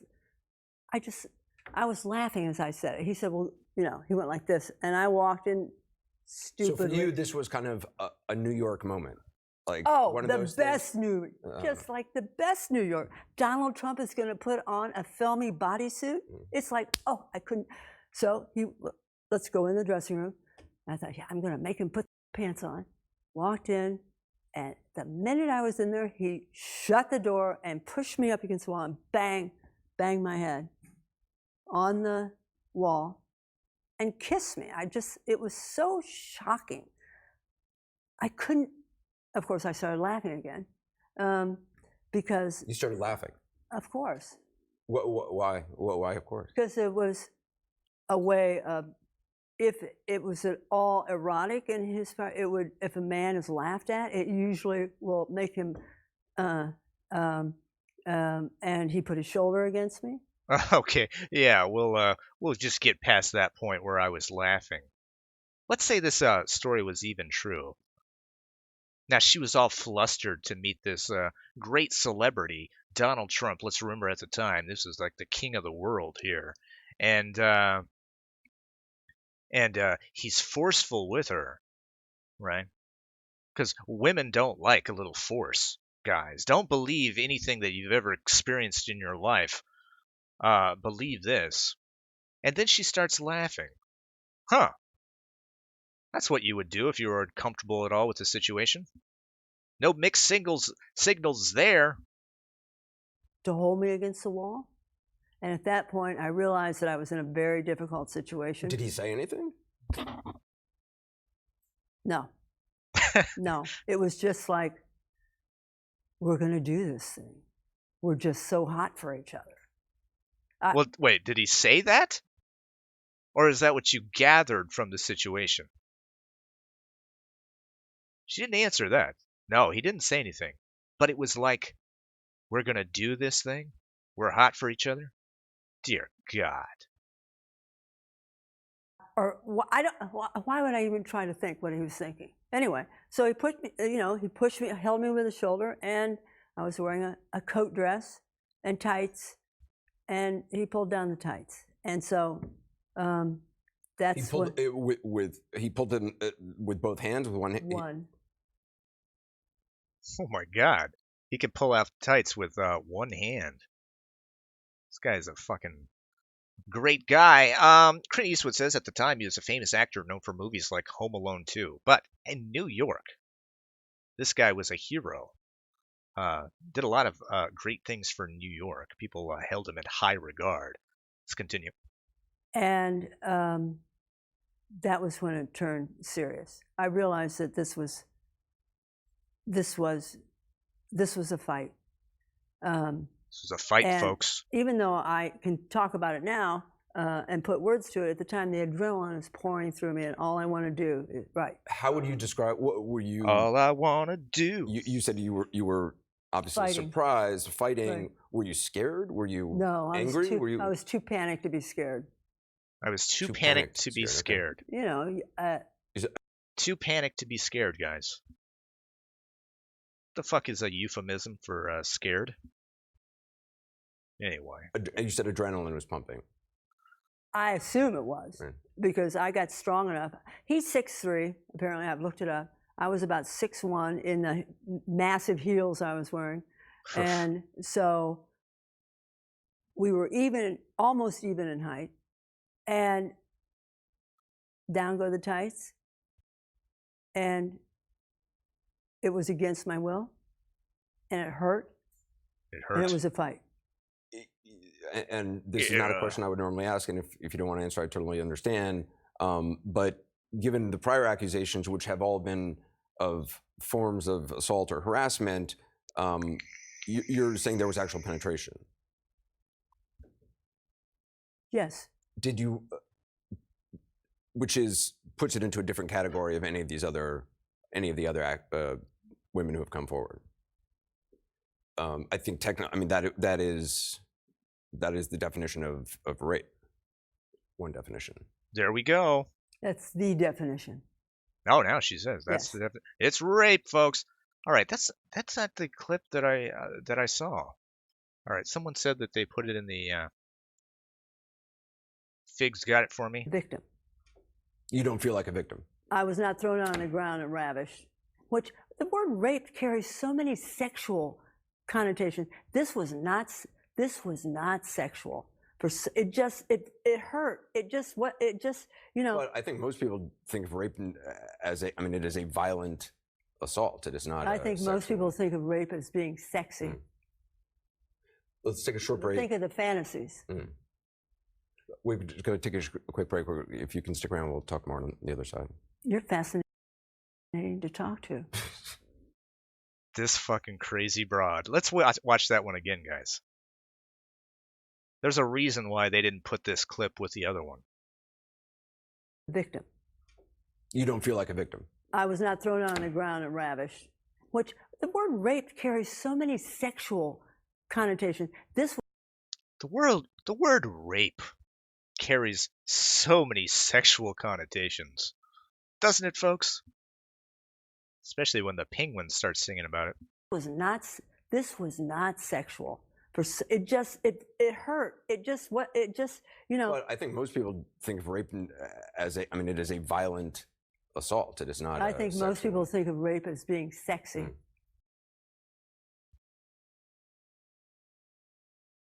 I think most people think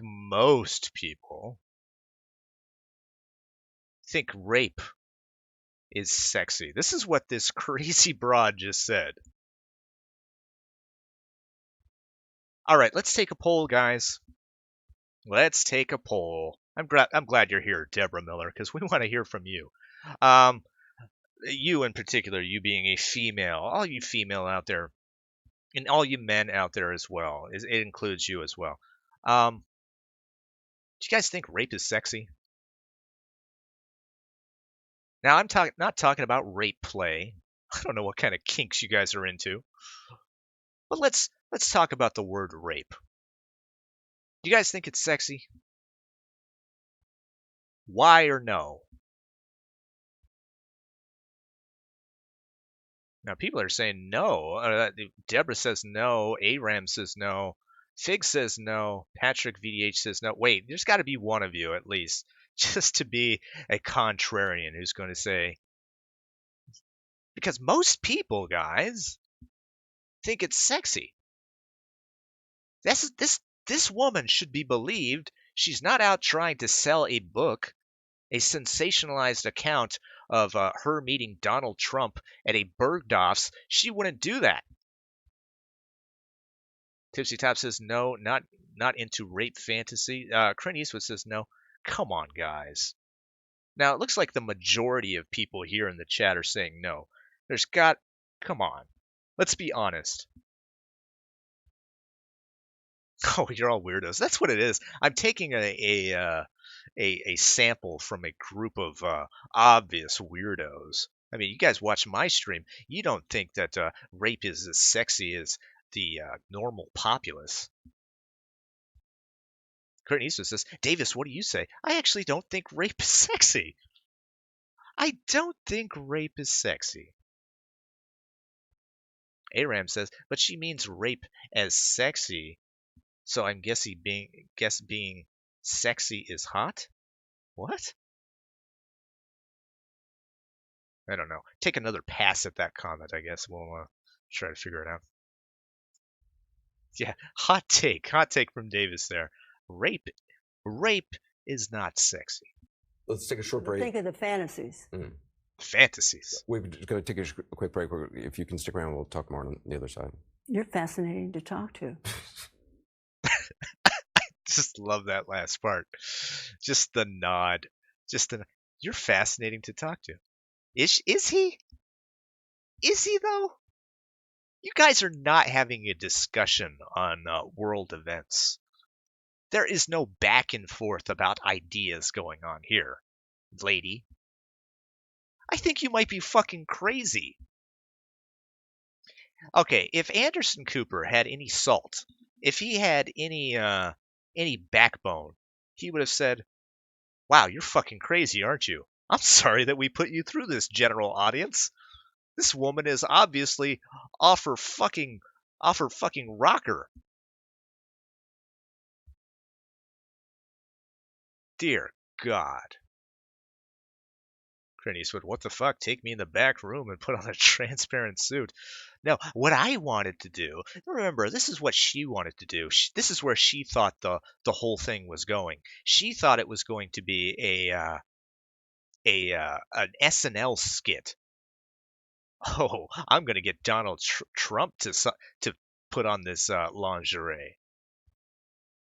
And that actually checks out, because that is the fucking craziest thing that I would have said that was the craziest thing that she has said. But it turns out it wasn't. But in her mind, that's how this was going to play. But no, Donald Trump, said, hey, this 52-year-old woman in a Bergdorf's, that's who I'm going to go after. With my wily skills, with my notorious stature as a man with a lot of money, who I think at the time he was doing something with the pageants, the Miss America pageants. I don't know. That could have happened later. But it should be said that Donald Trump could have had any woman that he wanted, and he did, and many times in his life. But this 52-year-old broad, that's what he wanted at the time. Do we want to watch it again? I kind of want to watch it again, all the way through. I'm sorry to put you guys through this. We'll see if there's anything left in this clip. Victim. You don't feel like a victim? I was not thrown on the ground and ravished. Which the word rape carries so many sexual connotations. You know what word actually carries a lot of sexual connotations? Ravished. I was not thrown on the ground and ravished. Now, ravished, I can get behind. What do you guys think? We're not going to do another poll, but you'll have to tell me if ravished does anything for you rather than rape. No, she was 52 at the time. She's probably 78 or something like that right now. But she was 52 at the time that Donald Trump accosted her in a dressing room that didn't have a lock, by the way. That was part of the story. It was the only room without a lock. Donald Trump probably had one of his minions take off all the locks in Bergdorf's just for this occasion. This was not sexual. It hurt. But I think most people think of rape as it is a violent assault. It is not. I think most people think of rape as being sexy. Why would she even say that? Why did that come into her head? And I think you know why. I think if we look into this book of hers, I can't remember the title of it, folks, but I think there's going to be a chapter in this book that she wrote about how most people think rape is sexy. And she was using this as a springboard to talk more about her book.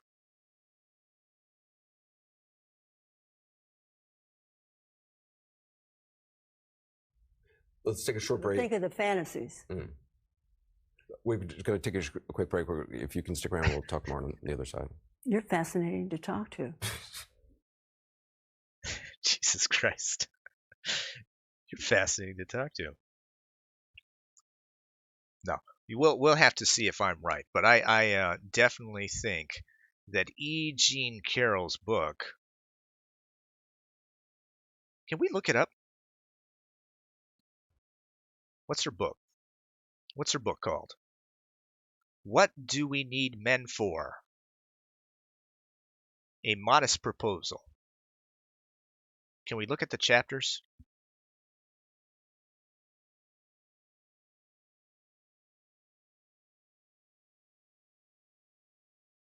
I want that chapter. Why everyone thinks rape is sexy. Does it let us do that?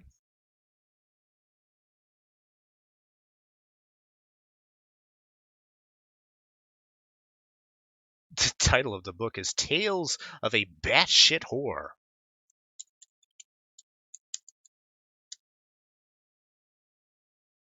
Are we gonna find this?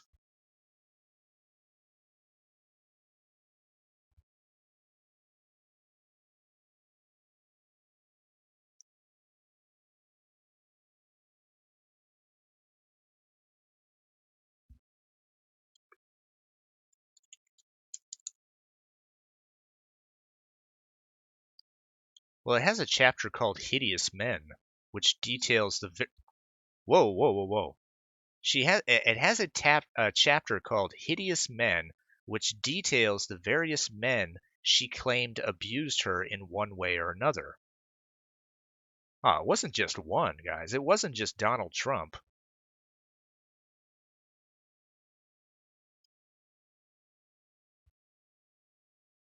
From the New Yorker magazine, the moment in the dressing room, the moment the this is apparently an excerpt from the book. The moment the dressing room door is closed, he lunges at me, pushes me against the wall, hitting my head quite badly, and puts his mouth against my lips. I am so shocked I shove him back and start laughing again. He seizes both my arms and pushes me up against the wall a second time, and as I become aware of how large he is, he holds me against the wall with his shoulder and jams his hand under my coat dress and pulls down my tights. I am astonished by what I'm about to write. I keep laughing. The next moment, still wearing correct business attire, shirt, tie, suit, jacket, overcoat, he opens the overcoat, unzips his pants, and forcing his fingers around my private area, thrusts his penis halfway or completely. I'm sorry to laugh here, folks. I'm not certain. Inside me, it turns into a colossal struggle. I'm wearing a pair of sturdy black patent leather 4-inch Barney high heels. That's what gets the detail in this sentence. I'm wearing a sturdy black patent leather 4-inch Barney high heels, which puts my height around 6'1", and I try to stomp his foot. I try to push him off with my one free hand. For some reason, I keep holding my purse with the other. And I finally get a knee up high enough to push him out and off, and I turn, I open the door, and run out of the dressing room. Okay.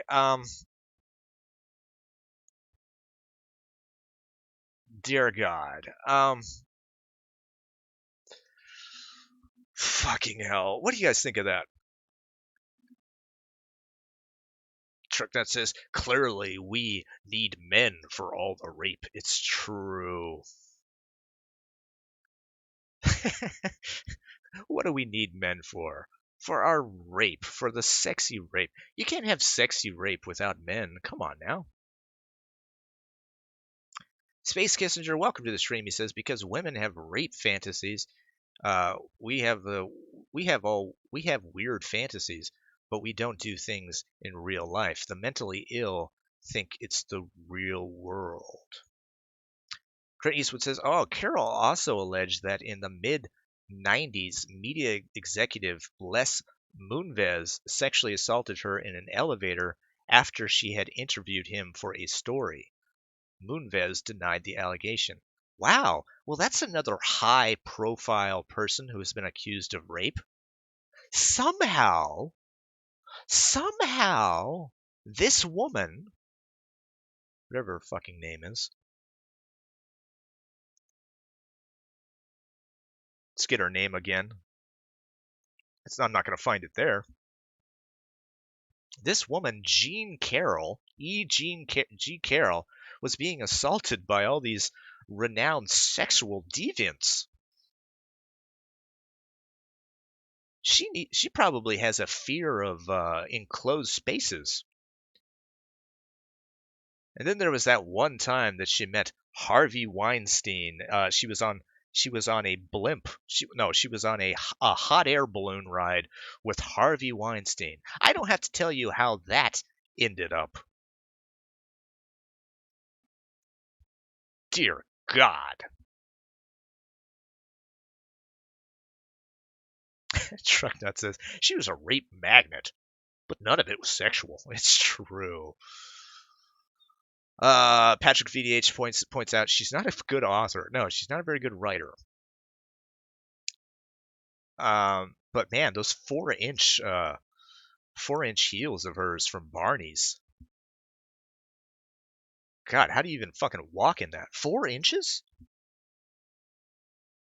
Dear fucking Lord. In New York? Stay away from the grate. There's grates in New York. They're just hell on heels, is what I've been told. I'm not a transvestite. Altcentrist says she should argue with Stormy Daniels about the size of Trump's cock. It only went halfway. Or maybe it didn't. Who knows? She was too busy laughing. Deborah Miller says, who wrote this, Ralph? Maybe. Maybe he ghost wrote it. Ghost wrote the whole thing.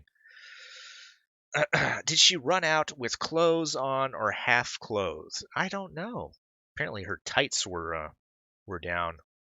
But I don't know. I stopped paying attention because I found the whole story way too sexy. Imagining this 52-year-old woman in a Bergdorf's department store dressing room being accosted by a millionaire.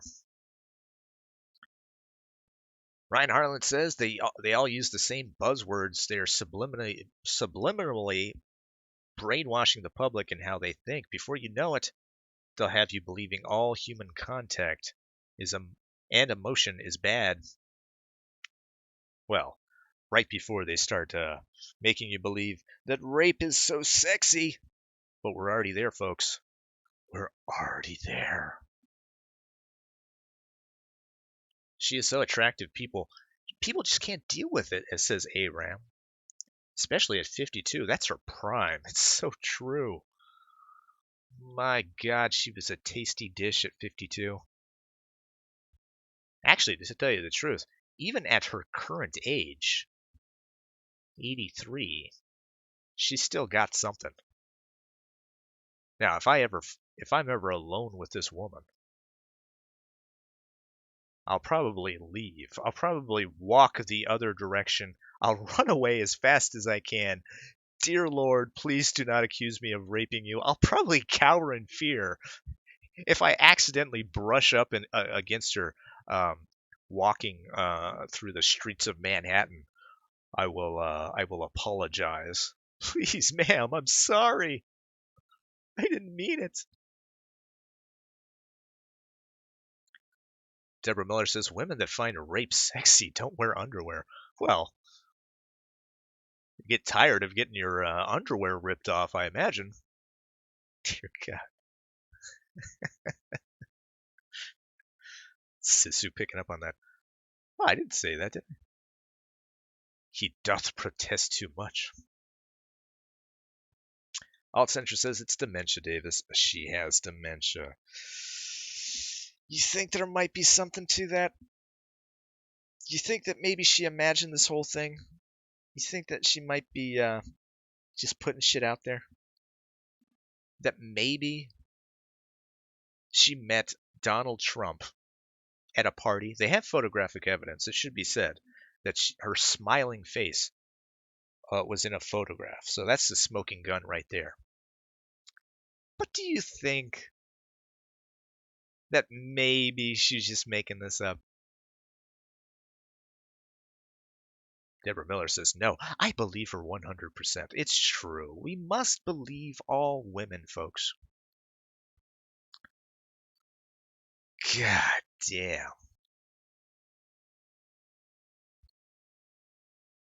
Wow. So yeah, we've had a bit of a departure on this stream. It should be said. Apparently, we're doing the Ralph Retort better than the Ralph Retort.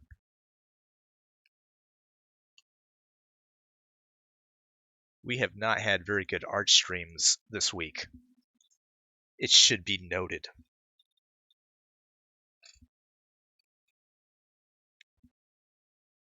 Alt-centrist says, no way. Believe all women. Hashtag believe all women. Hashtag rape can be kind of sexy, right, guys? Anyone?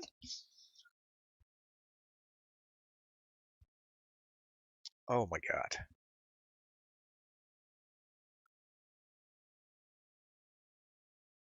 Yeah, I'm glad we got to see that clip. It was very fucking weird. Obviously a little batshit. It should be noted. But of course, the most important thing is that we found out that you guys, at least I found out this, you guys are not very honest, are you? I've been more than honest with you. I put my heart out on my sleeve for you folks. And when I asked you a basic human question, you guys couldn't even be honest? Incredible. Jeffrey Miller. Press X to doubt on the 4-inch heels. What the fuck do even 4-inch heels look like? I'm sorry. Of all things to get caught up on.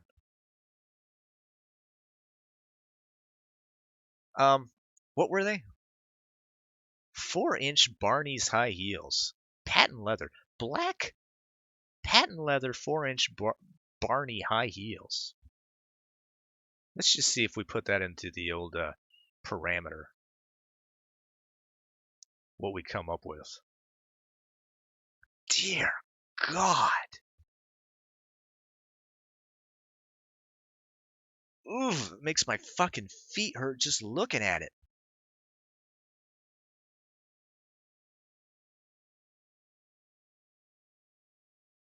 How the fuck do you even walk in this?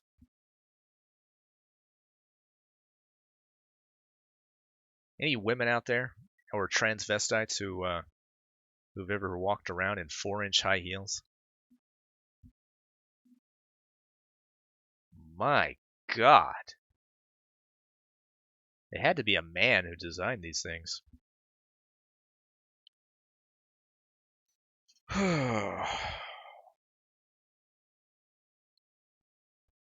Patrick VDH says that poor woman had a lot of sexy time. It's true. Space Kissinger says Scrattles is the one who is honest. Well, let me ask Scrattles. Scrattles, what do you think about rape, Scrattles? Grapes? I don't like them. No, not grapes. Jesus Christ, I know you don't like grapes. They're like little balls. They're disgusting. All right. No, I was talking. You know what? Forget it. Let's not destroy the innocence of Scrattles simply for a bit. Doesn't it make any sense? Alt-Center says, Davis, when are you going to tell Anderson Cooper that Trump raped your poor Ellen into a coma back in 1997? You know what? If I do tell that story, it will not be to sell books. It will be to sell this game. Now, I don't want people to buy this game, but I have a story that's that the thing that inspired me to make this game was the time that my dear wife was in New York. Now, this was 1997, and she was at a Walgreens picking up some medication. And Donald Trump was there, and he forced her into a bathroom. And I don't know. What happens after that? I don't know. You'll have to buy my game to find out. Dear God. Katie Waxlover, welcome to the stream. Oh, a conversation about 4-inch fuck me heels? Is that what they're called? Fuck me heels? Well, the plot thickens.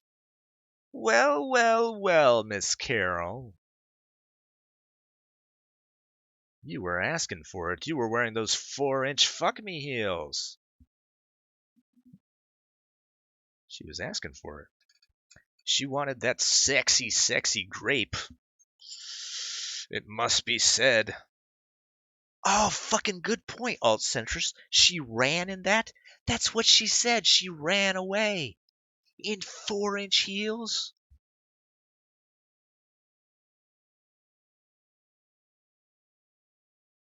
Starting to fall apart, isn't it? Yep, I guess Deborah Miller caught on to the one part of the story that to the one part of the story that that doesn't make any sense. Everything else checked out. A lot of non-essential facts makes you think. I don't know why she's so hung up on that. The 4-inch heels made me 6'1". All right, you made me do subtraction. All right, I only know subtraction based on Common Core. So let me draw a box. Put a umlaut there. Not exactly sure how to do Common Core math.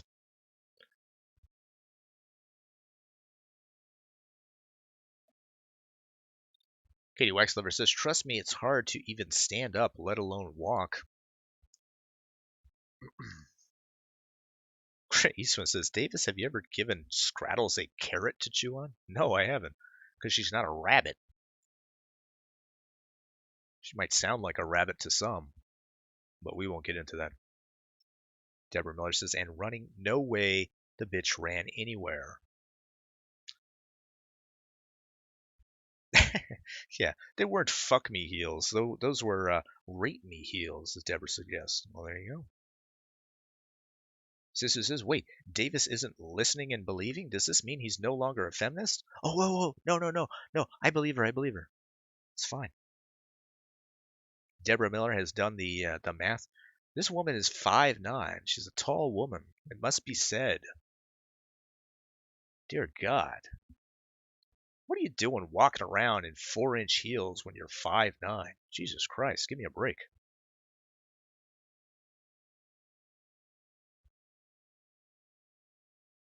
Ram says 4-inch heels gave me powers. The powers of being a transvestite, apparently. I don't know. Ram, are you... I don't even know. Are you a man or a woman? I know what he's saying, though. He's saying the 4-inch heels gave her the power. It's fine. I understand what you're saying. Katie Waxover says, yep. And just for your information, if you yell across the DSW to check out those amazing fuck me pumps, it's kind of frowned upon. Oh, okay. Oh, Clint Eastwood, did you get a picture of her?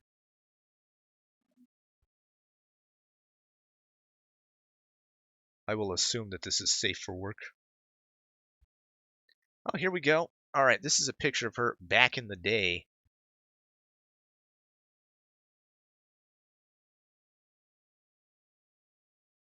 We will assume that she was around 50 years old. Oh, it's her current Twitter picture? Yeah, you know this is about when she was 52. This is to prove this is when I was at my prime, when I was 52 years old. You'd fuck me, right? God, look at her hands. I don't know why I singled out in on that, but dear God.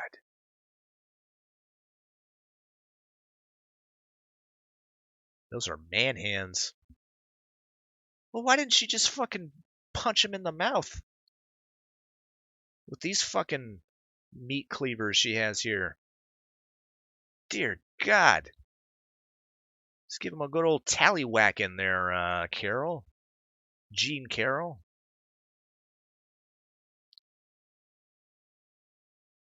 Oh, Optic drew him? Oh, okay. I'm glad we got an opportunity to bury Optic in this old nonsense. Let me close some of these windows. No, we'll leave the shoes up there in case we'll need them later. Space Kissinger says, women's hands get old at 27. Yeah, you got to moisturize women. It's perfectly fine. Deborah Miller says, she didn't punch him, Davis, because she was too busy laughing. Because it was sexy time. It's true. Alt Censor says she looks like the chief soccer mom. What sex appeal? That's probably what Donald Trump was thinking. You know, I could have all sorts of women. Miss Jean Carroll. But I want you. Just going crazy.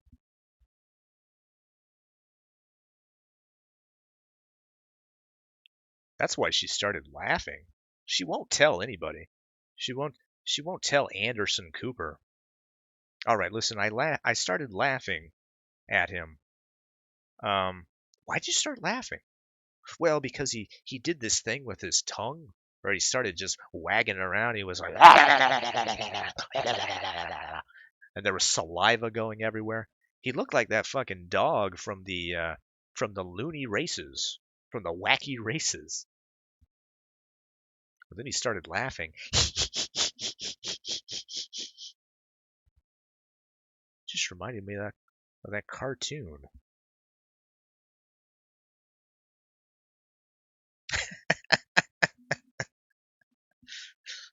Let's bury him some more. Trucknut says, the grimace, the hands, the square frame.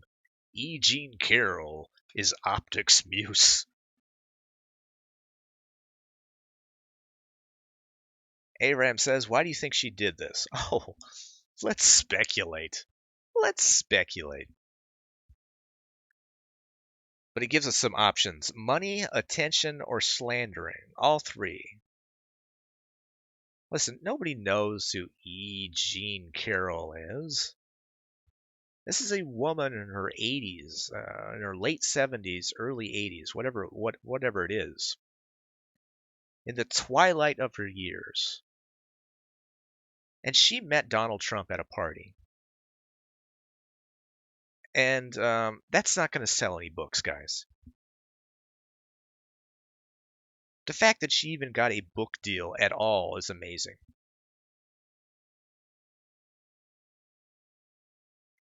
But when you're late 70s and in the twilight of your years, and you really don't have a lot accomplished in your life, I'm sure she has an interesting story. But why not spruce it up? Now, from what I understand, she was an advice lady. Like she had a show where she gave relationship advice. If you can believe that shit.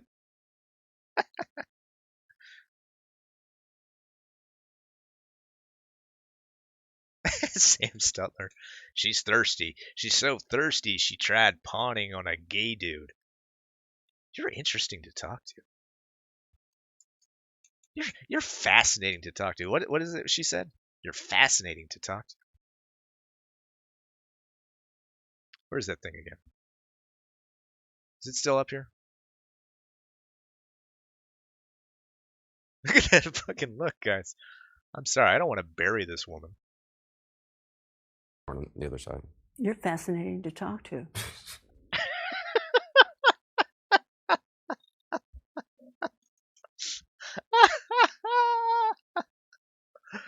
I'm on the razor's edge, folks, of getting a soundboard.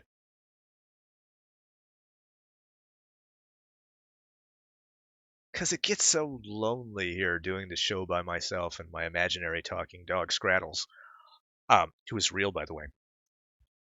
Every once in a while, I need some validation. So if I could just play that after one of my rants or tirades, I think that would do me some good. You can stick around. We'll talk more on the other side. You're fascinating to talk to. When he laughs at the end, like, you're fucking crazy. You're also fascinating to talk to, you fucking weirdo. Oh man, I could watch this clip over and over and over again, but we won't. We mustn't. We mustn't do that. Jesus Christ, the room got really hot. Oh, fuck me. Ryan Harlan says she's a whore. She laid it on a plate thinking she would get fame and fortune. It didn't work, so she's trying another way. Trying to sell some books.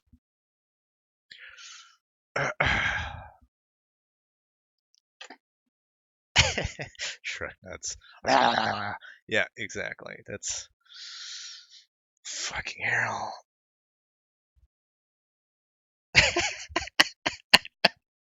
Space Kissinger. It sure is nice when women are ready to settle down at 65. It's true. My God. It's a pretty empowering story that at 52 years old you could still get men to want to rape you in a department store dressing room. So take that away from this story for all you women who just think rape is so sexy. I'm sure there's a few of you out there. Eventually, I'll find one of them. Deborah Miller says, interesting. She says nothing till she's selling a book. Not suspicious at all. You would think this story would have been interesting. Like, okay, yeah, Donald Trump is the president, right? He's the most famous person in the world. It has to be said. Everybody knows who Donald Trump is. But even at that time, now she recounts this story happened around like 1995, somewhere around there. Even at the time, he was a fucking huge person. You could put it this out, 2005. You should, 2005, let me tell you this story about what happened 10 years ago. That would have been fine. You could have done that then. This is the first time we heard about it? Is this the first time anybody has heard about this story? That's one of the things they asked, what's her name? Blasey Ford. They asked, well, have you told anybody about this? Apparently she told her husband, because he's not going to lie, right? Has anybody asked any of Carol's friends? Have we gotten that far in this whole fucking thing? No, it was a fucking secret. It's even not so much of a story that it is something that will have you crying in shame. It's not one of those stories. You weren't gang raped at a party and you would never tell this story, which is understandable. It's a story where she was held against her will by Donald Trump, and she got away. You know, she was actually is a very empowering story for her. I mean, she did have half a Trump cock in her, but he is a taller man. She was only 5'9" at the time. Oh, I'm sorry, she had 4-inch heels on. She was 6'1". But this is not a story that is so embarrassing that she wouldn't tell one of her friends. So I guess we'll have to find out if this is one of those stories that she kept for 20 years under her hat, under her hat that was not made from a dead animal.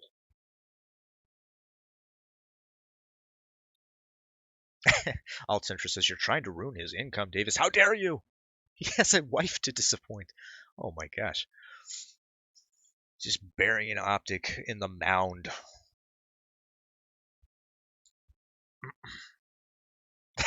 Treknut says, however, it does explain a lot about the writing of SNL. This is true. I don't know if it's worth looking up to see what her tenure at SNL was like, and to see what kind of skits that she was responsible for. I think we can speculate that she was probably behind all the bad ones. What do you mean, the bad ones? They were all pretty bad. Even the good ones were pretty bad. No, there was a lot of bad ones. Why not? She's halfway buried at her age anyway. This is true. Typically, Tiffany, welcome to the stream. You guys are in favor of the soundboard? I don't even know how to work the soundboard. I downloaded one at the time a while, so it's probably still around. But dear God, I don't need another thing on the other monitor to turn this into the morning zoo stream. Dear God.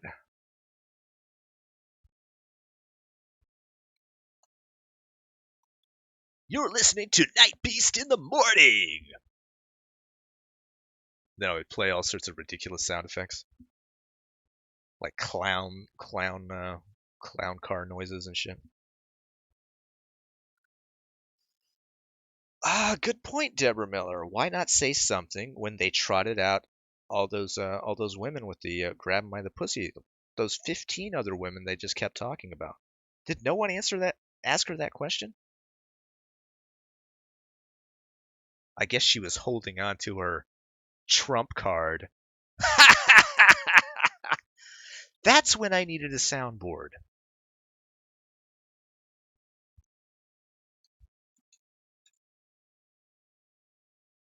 Everyone needs Jesse Lee Peterson sounds. Amazing. Oh my God.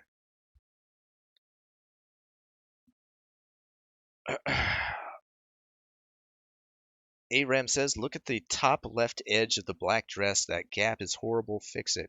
All right, you autistic fuck.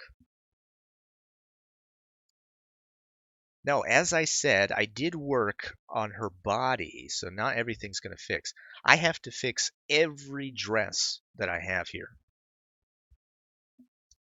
I know it's going to trigger some of you guys. It's fine. We're going to have to do that all one day, and it's going to be a long process, but dear God, that's amazing. Amazing.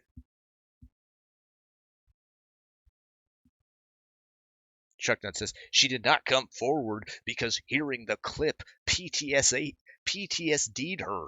So hard, duh. It's true. It was like she was raped all over again. It was like a sexy second coming of rape. Hey man, nice shot says, I play Jesse Lee Peterson saying amazing on my show all the time. Okay, well that sells it for me. I'm not gonna steal your bit. Hey man, I'll let you have it. Oh man, I don't know. I am not adept enough to do a soundboard and do everything else we got going on in the show. Is that even the right word? I think I used the wrong word there. Which I sometimes do, folks. If that triggers you, I apologize. I can't apologize enough for you all. I'm not talking to you.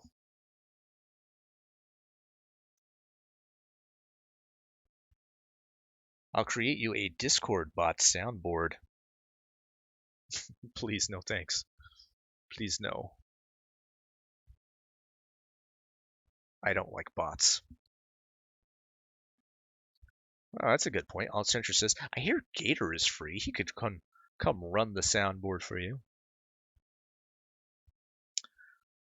Yeah, the problem, Altcentrist, is that I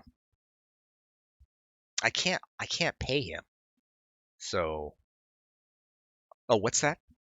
He'll work for free?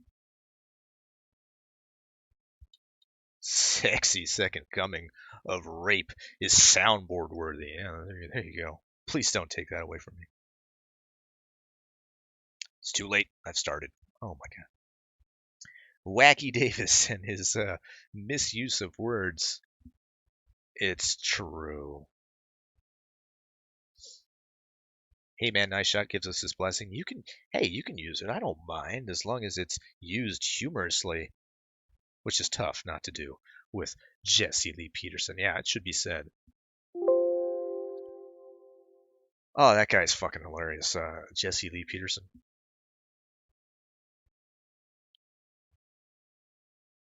I find it amazing that people actually take him seriously.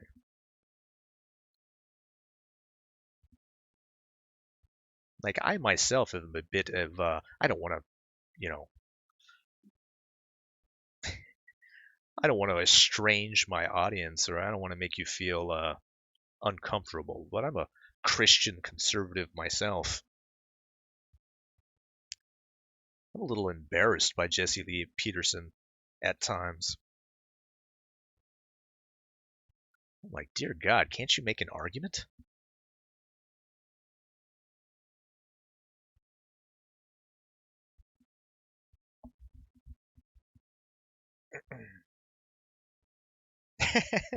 Alexander says, you can even shame him if you do give him any money. Talking about Gator. So true. Beta! Yeah, that thing. Jeez Christ. Lesbian.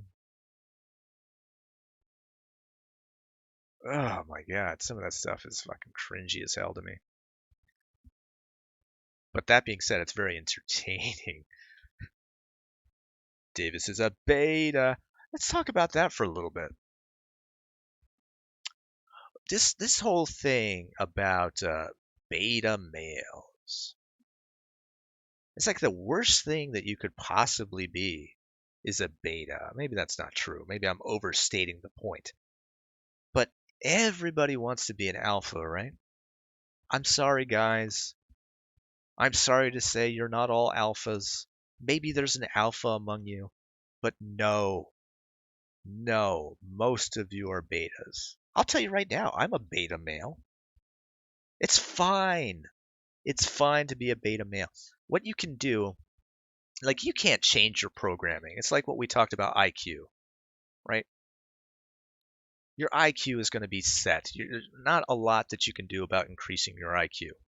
But you can live a great life, and you can be a good person. And the same thing is about being betas. Someone said, I can't remember who said it, but it's like, the best thing you can do is be a beta prime. Just be the best beta you can possibly be. Be bold in your beta-ness. You know that you have limitations that are sort of ingrained in you. Something you just can't get past. But you can be brave. You can take steps.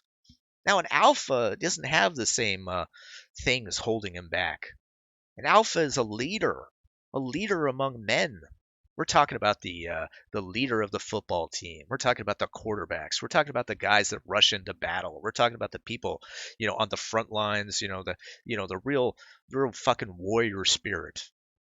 I'll tell you right now, I don't have that. I've known many alphas in my day, and I'm not that. But when a beta male can go against his programming and actually have some fucking confidence and step up and talk to a woman, make her laugh, and get involved and have sex with a pretty girl, well, that's a fucking accomplishment. It's not that big of an accomplishment for an alpha male to have sex with a sexy woman.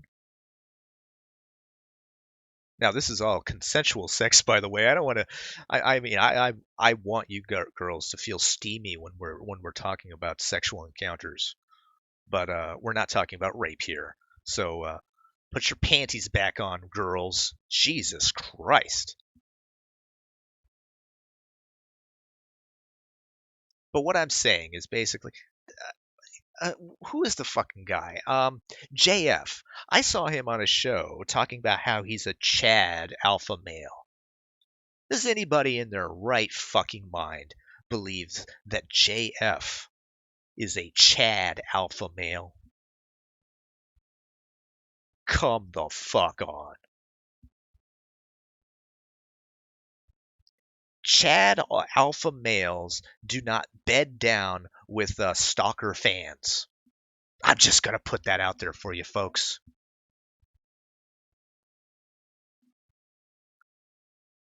But it's this thing on the internet that is like the worst thing that you can be as a beta. I'm telling you, it's not. Alt-centrist. Be the best beta you can be. Exactly, I'm saying. That's exactly what I'm saying. Aram says, no one says beta male or alpha male seriously. Yeah, they do. And it does exist. There are alpha males and beta males. It's true.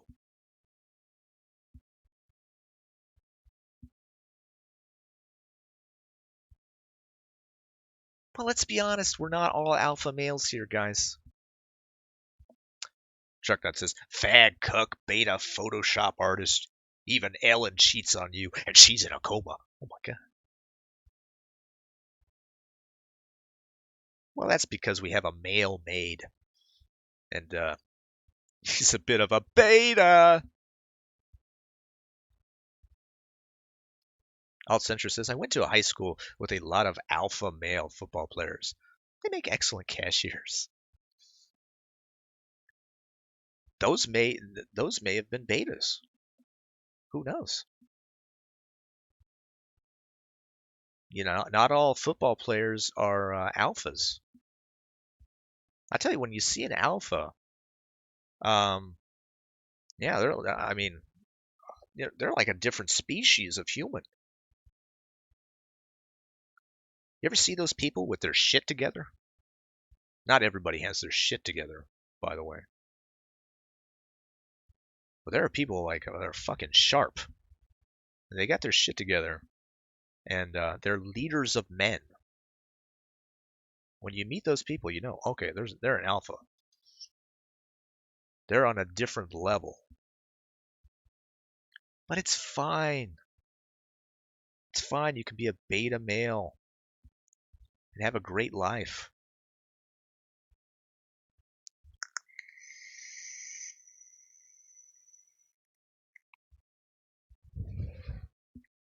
I wouldn't even want to, excuse me.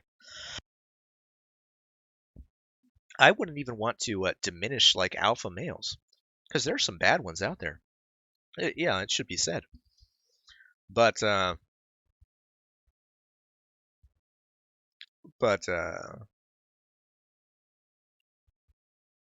you know what I'm saying. I was just gonna reiterate my point over and over again like a retard, because I'm a beta.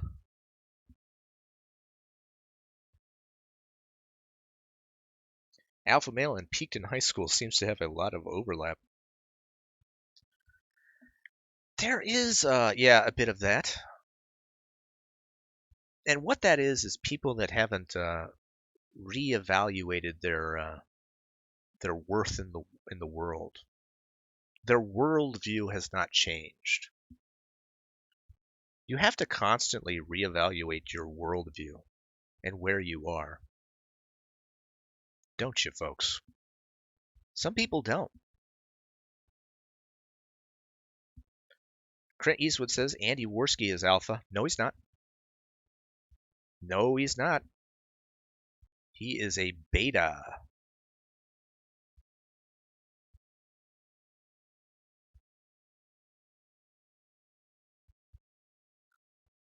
Space Kissinger says the gamma male orbiters are where you get your male feminist rapists. I'm sorry. Sorry, rappers out there. I didn't mean to diminish your contributions to art.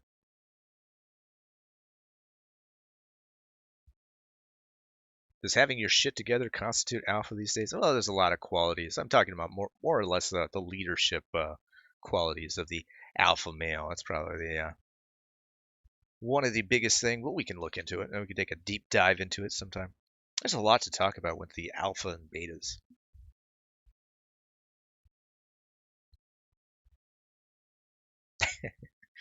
Worski is an alpha among alphas. Getting your ass beat by a pudgy Irish broad is peak dude bro. Yeah, I'm not sure if you were serious, Clint Eastwood. Oh, of course, okay, he wasn't serious. But he fought off 5 men with knives without even lifting a finger. That is true alpha behavior. It's true.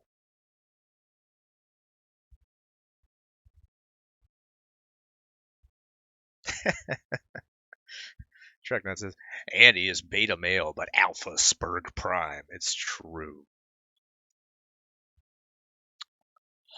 Yeah, I think for a while, I think Worski thought he was a beta. I mean, I thought he was an alpha. But in his heart of hearts, he knew that he was a beta. If you've seen him interact with women, I've seen a few of those IRL streams that he does. But you definitely get all the telltale signs of beta behavior.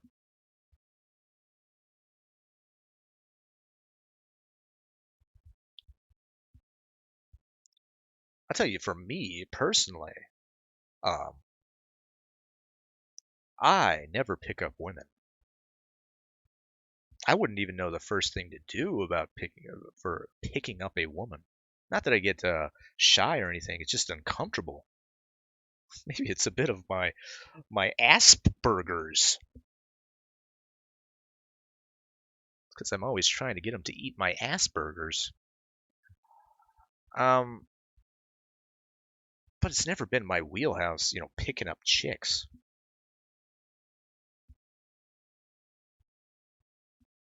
But luckily, this is what you could do as a beta. You find your wheelhouse, right? And what did I do? I became an artist. Dear God. Now, as an artist, well, being an artist is only second to being a rapist in picking up chicks. Because as we know, chicks love two things. They love art. Well, okay, it's three things. They love musicians. They love rock stars or any musicians. They love them. They think those are the best. For a while, every chick has their music phase where they love to date musicians. Okay, they like musicians. They like artists. For whatever reason, I can't explain it myself. But the one thing they can never resist is a dirty rapist. The majority of people think so, guys.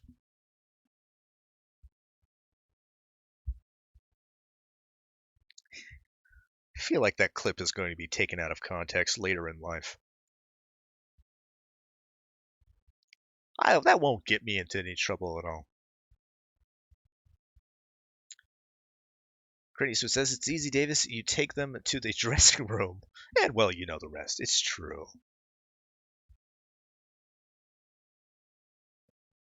Aram says, Davis, to decide if you're beta or alpha, how many girls did you have sex with? To do wild speculations, which of course we do here on the Morning Beast. We like to speculate wildly. Now, I'm not going to speculate about the women that I've had sex with.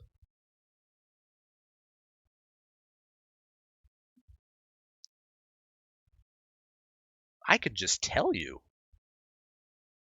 about 7 women, I think, if I'm correct. 7 or 8. That's in all my years, folks. All my years.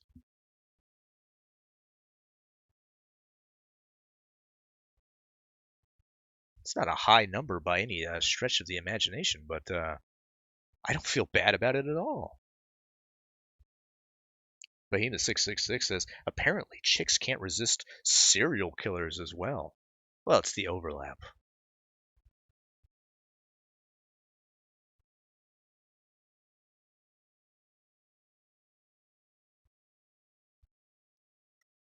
They don't like the serial killing aspect as much as they like the idea that they would be killed and then their dismembered corpse would be raped. They think it's the best. This is what I hear. I don't know. I don't know too much about the stuff. Sisu says picking up this is absolutely true. He says picking up women isn't hard if you aren't a thirsty tryhard. If you're confident and carry yourself as such, they will often show interest first. Reciprocating isn't hard. It's not just reciprocating. It's actually being what do they call this? This is a weird thing. I don't know if most guys know how to do this. It's called being genuinely interested in what they have to say.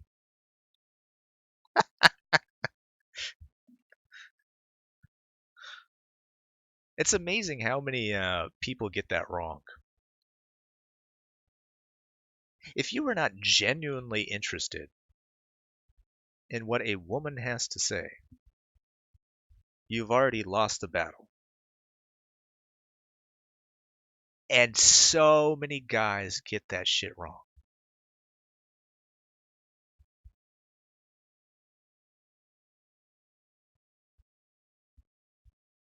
Now, I don't fake it. People say, "Oh, but can you fake that?" Why would you even bother faking it?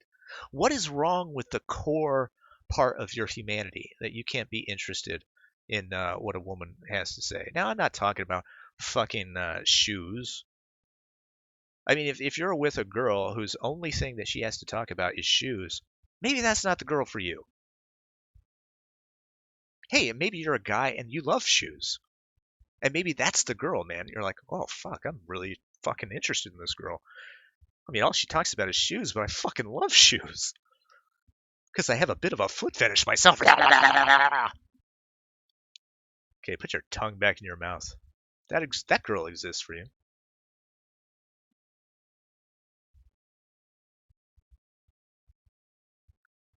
Aram says, I've read the average for a 50-year-old is 7. Really? I did it.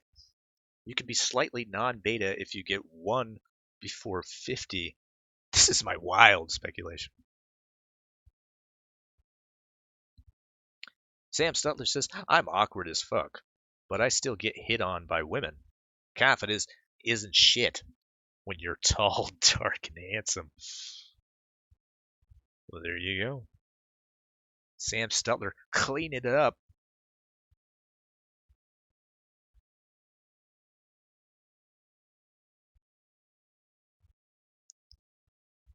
Now, I'm not a hard person to look at. I certainly not the worst person to look at, looks wise. But I'm no Adonis.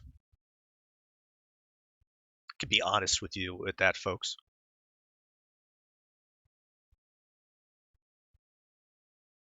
But what I do right is honestly listening. But the other thing is keep them laughing. Never really had a problem with that one.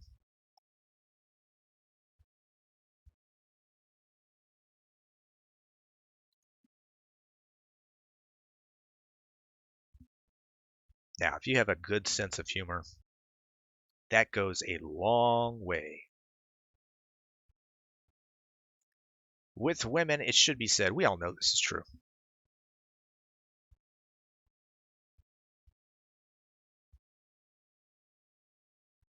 Yep, as Sissy points out, just thinking that, be genuine, be funny, and confident. That's it, man. That's it. All right, so talk about confidence. This is the one thing we haven't talked about on this Coach Red Pill stream. We talked about a lot here, and we'll see what time the show is going to, if the other show is going to go on. Looks like this show is going to go on, so let's briefly talk about confidence real quick. How do you gain confidence? You can't fake it.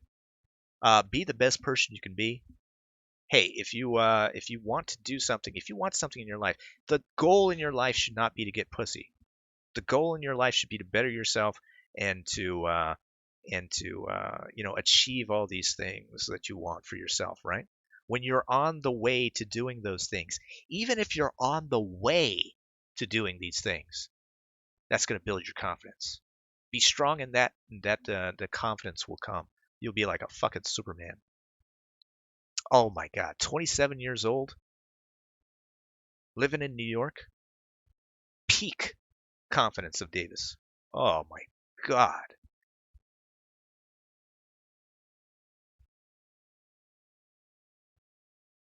And it was just, it was like I couldn't keep them off me. These girls. Felt like a goddamn Superman.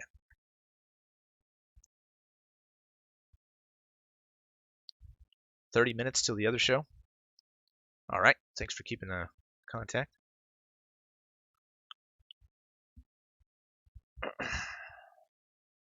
Yeah, well said, Sisu. He says confidence equals figure out who you are, work hard, have something to be proud of. Exactly.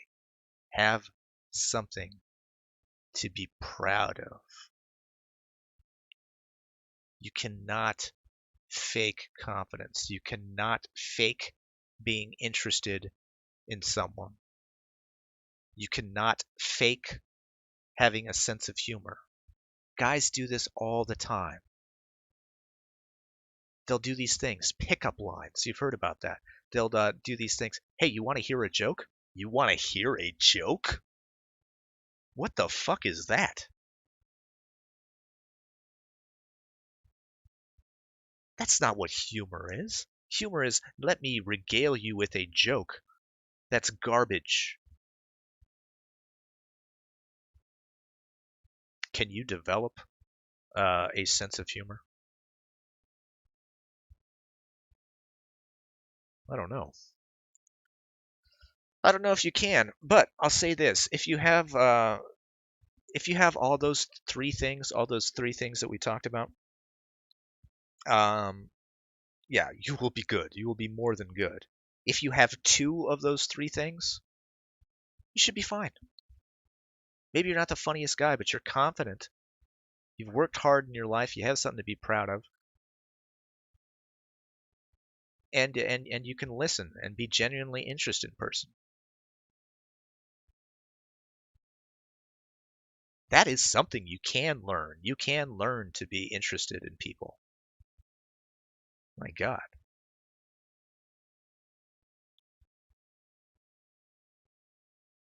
You know she's playing hard to get when you have to chase her. I don't know. Some girls play games. I don't know. I've never really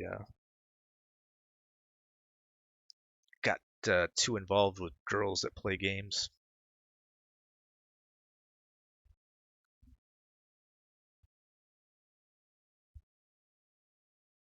Anyway, we're well past 3 hours right now. I need to go take care of some things before we hop onto the old Kumite show. But yeah, we didn't get any work done today. Well, let's take a look at what we got what work we did get done before we close it out. Not much to speak of. Basically just a wall. But we did cover some topics. Man, it's been a fun one, hasn't it? At your age, Davis, the girls are playing cribbage in the old people's home. That's the only game. Dear God. He's got me. He's cut me to the quick. It's true. Hey, you could do worse than being me. I'll tell you that much. But it's not about me. All right, guys. Thanks so much for stopping by the show. We do appreciate this. Tomorrow we'll keep up with it. And maybe we'll get some work done. Who knows? But until then, you guys take care, and I'll see some of you over on the Kumite. Take care.